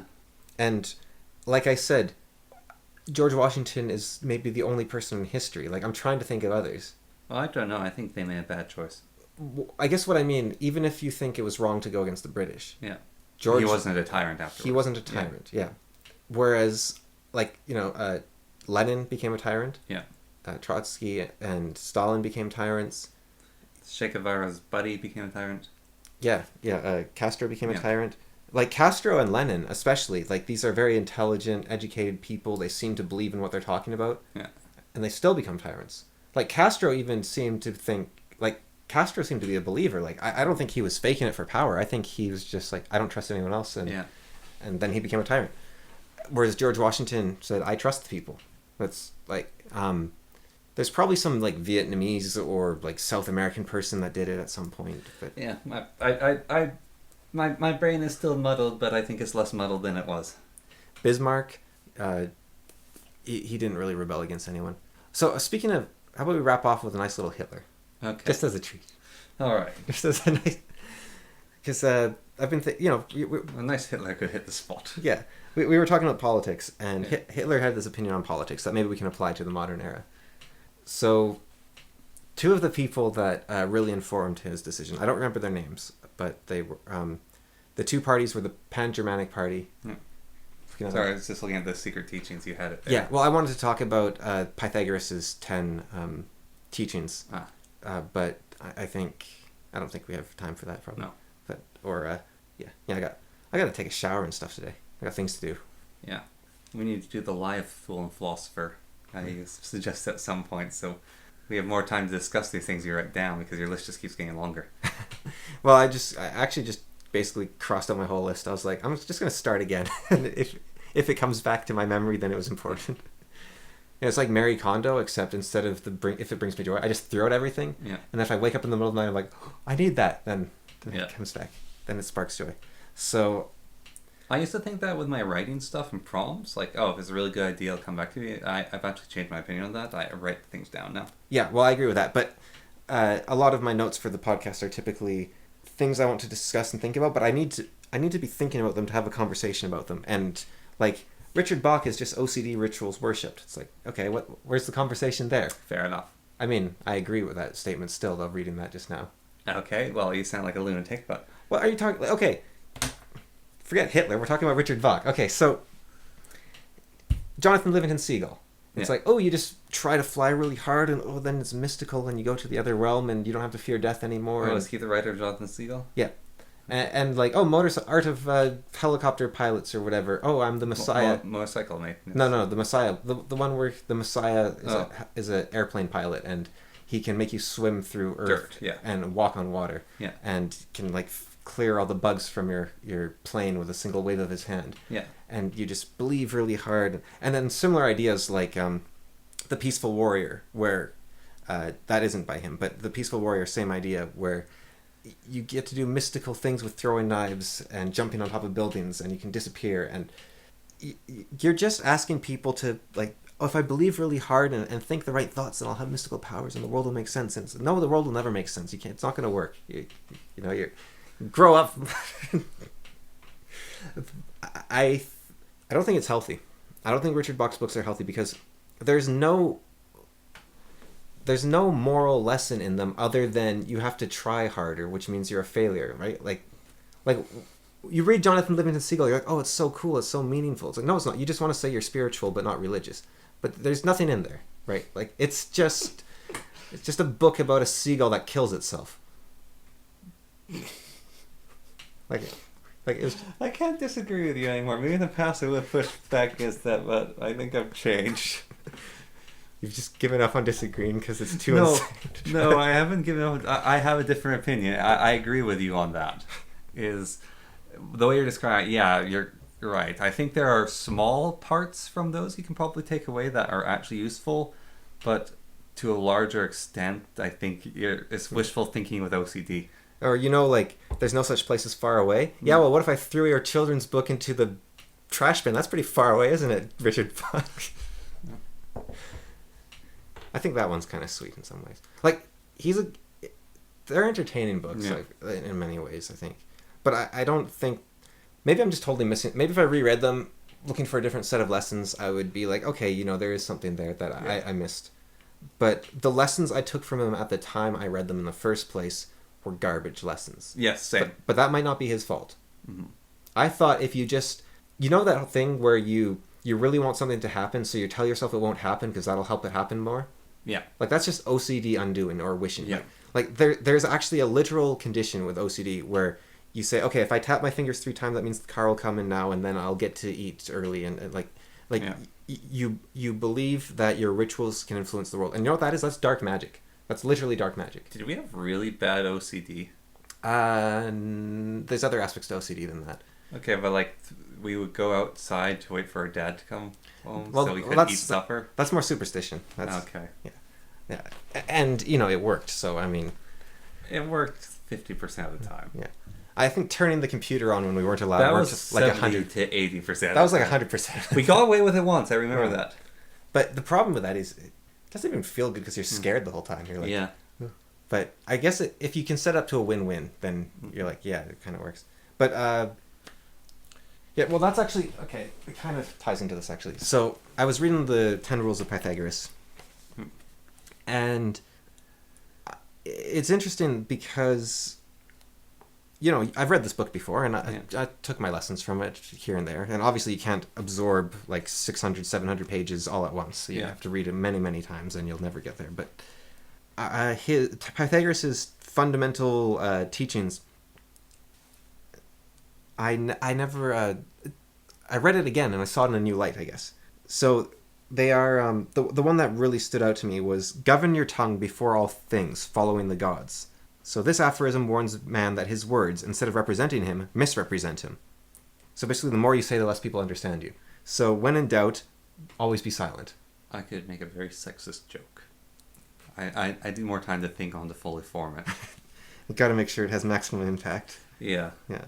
The less I say, the more it is. So actually, that's the ultimate sexist joke, right? Yeah. Is I could make a very sexist joke. And my aim isn't actually the joke to be funny. It's for it to be as sexist as possible. So by me saying nothing, then each person will interpret themselves. Now you have the most sexist joke. Yeah. Instead of you say something, you remove all doubt. Yeah. It's like better to be, actually, it might have been based on Pythagoras, but there's that famous saying, better to be mistaken for a fool than to open your mouth and remove all doubt. Yeah. Well, it's also the child punishment thing. It's like, or else. Is they will come up with the punishment of what the or else is. So it was funny because I read this at a time a few days ago where I was like, should I say this or shouldn't I say this? I'm not sure if I should say it or not. And then I read, when in doubt, say nothing. Oh, okay, there you go. It's like, am I a coward for saying nothing? I was like, no, when in doubt, say nothing. And a few days went by and then I was like, oh yeah, no, I definitely shouldn't have said anything. Oh, thank you, Pythagoras. Thanks for telling me that. Giving more than just theorems about triangles. You hypocrite. Why is he a hypocrite? I said, thank you for telling me that, you hypocrite. I see. But yeah, what I was considering doing is just reading all 10 of them, but that was the main one that really stood out to me. You can read the other 10 another time, because I wanted to compare them to other 9. Yeah, I guess that's how math works. I wanted to compare them to something or other, but yeah. So rounding off with a nice Hitler. Okay. So there was 2 political leaders that really influenced him as he was growing up, that he believed were great leaders, but he thought they each had a fatal flaw. So one was the leader of the Social Christian Party, or the Christian Socialist Party, I guess it was called. Yeah. And the other was the leader of the Pan-Germanic Party. So the Pan-Germanic Party, they wanted all of German people to live in a single country, which was Germany. And so this was before Germany existed, because this was like Hitler when he was very young, kind of looking at history a bit more. But they were close to his time. They were very close. And then the Christian Socialist Party, I guess they were socialists that were also Christian. Yeah. Which seems, I could see it happening, I guess. So he said that the big flaw that the Pan-Germanic Party had, he said both their leaders were brilliant speakers, brilliant leaders, but they failed. So the big flaw that the Pan-Germanic Party leader had was he focused to bring about change. So he said he had this massive explosion of popularity where everyone was like, oh yeah, this guy's amazing, I love him. And then his support just petered out and his party collapsed. It's like, what happened? And so what Hitler thinks happened was I'm sitting like one of those like The View or something, legs crossed and everything. You go to man spread like me with your hands on your groin, both hands. Yeah. No, just like crossed up at like the thighs and just like, and so then Hitler. What Hitler thinks the problem was he was aiming for the middle class. And now keep in mind, middle class at this time would have been, well, it still is, I guess, like the small business owners and whatnot. It's not your working class people or that make it, like, today we might consider a plumber middle class because they make a lot of money. Yeah. But no, middle class is like your small business owners, that sort of thing. The bourgeoisie. Yes. So, because they had all the money and they had all the politicians' ears, right? They could talk to the politicians. And he said, so obviously your party would explode in popularity because all the political-minded people are like, we love this person, we're going to bring him to all the parties, everyone's going to be talking about him. But when it comes to the vote and when it comes to decision-making, you've got like 95% of the population that doesn't care about it because... And that's why landowners should be the only people allowed to vote. Well, and then his thing would have worked. Yeah. Hitler took a different lesson from that, which is you should aim for the lowest common denominator. You should get everyone. No, you should change who's allowed to vote. It should be who has a true investment. Well, he thinks you should aim for the most people, right? Yeah. Well, yeah. If you want to change the voting system, that's what you should do, right? You should make it so that it's the rich people that get the vote who have the most investment. Service guaranteed citizenship. Because the problem, exactly what you said though, the problem with the bourgeoisie, this is what Hitler said, was there comes a time in a big political revolution where you've got to take a risk. You've got to say, I support the Pan-Germanic Party. Yeah. Even if that's unpopular to say, I support the Pan-Germanic Party. The problem is, if you say that, and your friends, your SJW friends, they look at in like Austria in like 1890, they look at you and they're like, oh, you support the Pan-Germanic Party, you lose a bunch of social status, you might go out of business, so you have tons to lose. So even though you have all this money, you're a coward because you can lose. Yeah. You go for the poor people, they have nothing to lose. Mm-hmm. So if you have the poor people with you and you say, okay, we're gonna have to do something that's a little bit risky, your friends might ostracize you, you might lose social standing, you might lose money. It's like, we can't. There is no money to lose. Yeah. Our friends are with us, and if they disagree with me, I don't care, because what does that cost me? It's not like I won't get invited to the fancy ball anymore. I was never going to be invited to the fancy ball anyways. Yeah. So the problem with aiming for people with money is that they have something to lose. So you have to aim for people that have nothing to lose. So then on the Christian Socialist Party, he said, this guy, he aimed for the poor people. He aimed for the people with nothing to lose. And that worked really well. But the problem he had was he had a plan. And the problem with having a plan so he would have these massive speeches, all the poor people there, they all loved him, and he'd say, we're going to come in before the Habsburgs have their referendum, and we are going to go into the parliament, we're going to vote this through, we're going to pass it through, and we are going to bring about socialism, right? Yeah. Like, we have a plan, we know what we're going to do. Habsburg dies. Succession crisis. They don't have the referendum at all. So his plan just doesn't work. So the plan doesn't work at all. So it's like, there's nothing you can do. So therefore nobody wants to support you anymore because you had a plan, but step one of the plan is impossible because there's a different Habsburg in power. And so it just doesn't work. So what Hitler says that the Pan-Germanic Party guy did, even though he aimed for the wrong group, what he did that was good was he didn't have a plan. He had a vision. He said, we want a united Germany. Yeah. We will do what it takes to get a united Germany. It didn't matter if there was a different Habsburg in power. It didn't matter if France invaded. It didn't matter if there was a plague. It didn't matter if there's a famine. It didn't matter if everyone suddenly got $500. They had a vision. It was, we want a united Germany. So what you want to do to be a leader is you want to aim for the largest group of people that have nothing to lose, and you don't want to promise them anything but a vision. So if you're a tyrant, Yeah. what you want to do is you want to make a population that has something to lose. So if they have a revolution, then they can lose what they have. And so no one will ever try to revolt against you because everyone has something they want that they don't want to lose. Yeah. And so I think Hitler... you have a very good society as veterinary. Yeah, well, no, I think Hitler believed that as well. Like, he talks about early on in Mein Kampf about how you wouldn't have all these problems with the unions if you just gave the people a little bit of money. Yeah. And if you just gave people a little bit of space so they weren't angry all the time and they weren't upset all the time, you wouldn't have all these unions undermining and destroying your country. And you would have people loving your country, and people that love their country are going to make your country the most powerful country it can be. But people won't love your country unless the country loves them. So I think Hitler would have agreed with you entirely there. Yeah. Yeah. The only case where that's not the case is something like North Korea, which is because they're backed up by China.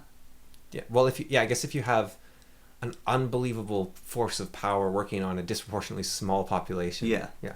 Although even then, you could say that was what was happening in Austria, right? Like the Habsburgs ruled Europe. Yeah. And they were focusing everything in Austria. And so, yeah, that was happening. But there was still this revolution bubbling that eventually, turned into the beer hall push and then Hitler and I don't know Nazi if Party. North Korea can even have a revolution, though, because everyone's starving. I mean, the revolution in North Korea would have to be among the elites. Like, it would have to be like one of his generals going, you know what, enough of this silliness. Yeah, but I think part of that would be, they have friends, right? Like they have...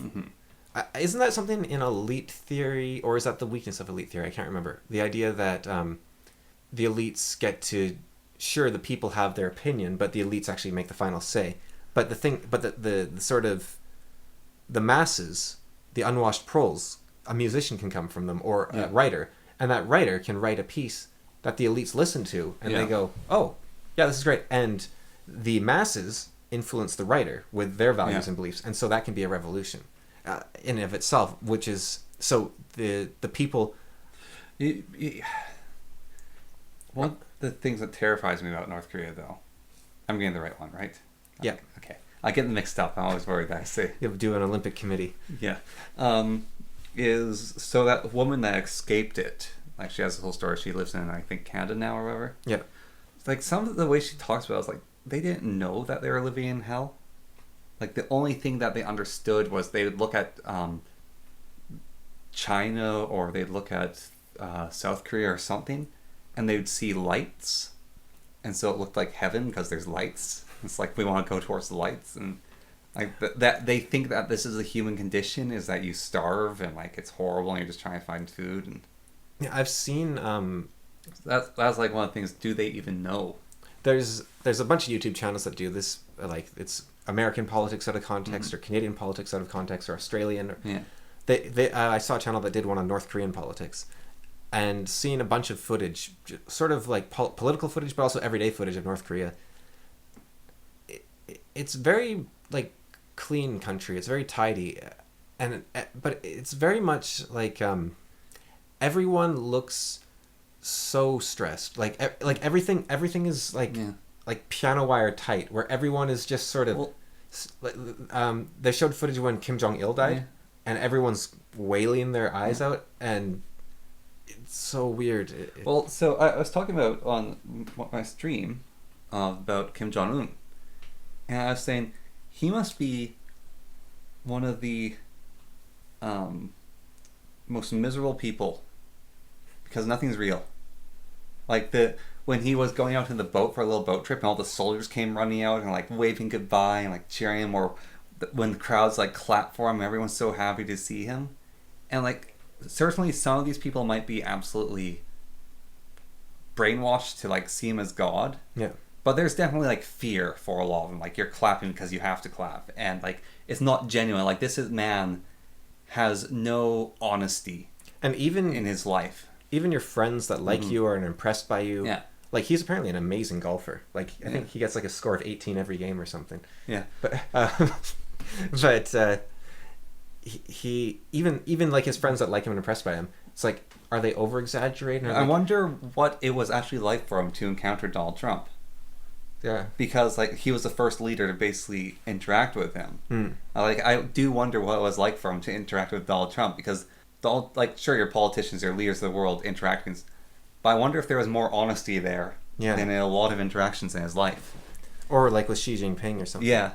I find it hard to believe that Xi Jinping has anything but contempt for him, you know? Yeah. Like I think Xi Jinping is one of the most terrified men on earth. terrified? Like in fear of his own life and situation. Because there's been so many coups and things about him, and he constantly quashes them and like arrests people for corruption, and like I think he lives a life of absolute stress. And I guess he fears that he can't step down, basically. He can't get away from it. Yeah, like the sort of things like, oh, tyrants, or like the whole thing of tyrants having good lives or whatever, or it's like people do this, and Jordan Peterson says like tyrants' lives are hell. Yeah, it's hard to and it's not like sympathetic with them, it's like, no, they're getting punished for. Well, there's that famous Roman quote, Sic Semper Tyrannis, right? Yeah. Thus always for tyrants. Which is to say that they are always their own undoing. Right? Yeah. That's the like even Fidel Castro lived a full life, died of disease or something. Yeah. And survived like a bajillion assassination attempts. He's a wily guy. He had to survive a bajillion. Like Donald Trump survived one recently. Yeah. And that was a huge deal. That was like the biggest deal.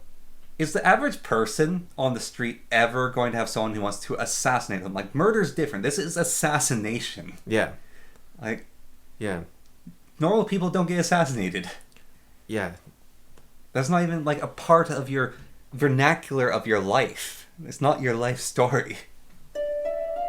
Okay, let's wrap it up now, because I think the dog might have stolen something and is destroyed. Okay. It sounds like she's up to something. All right. But yeah. Yeah. All right. Say the quote for what the tyrant says. Oh, Sic Semper Tyrannis? Yeah.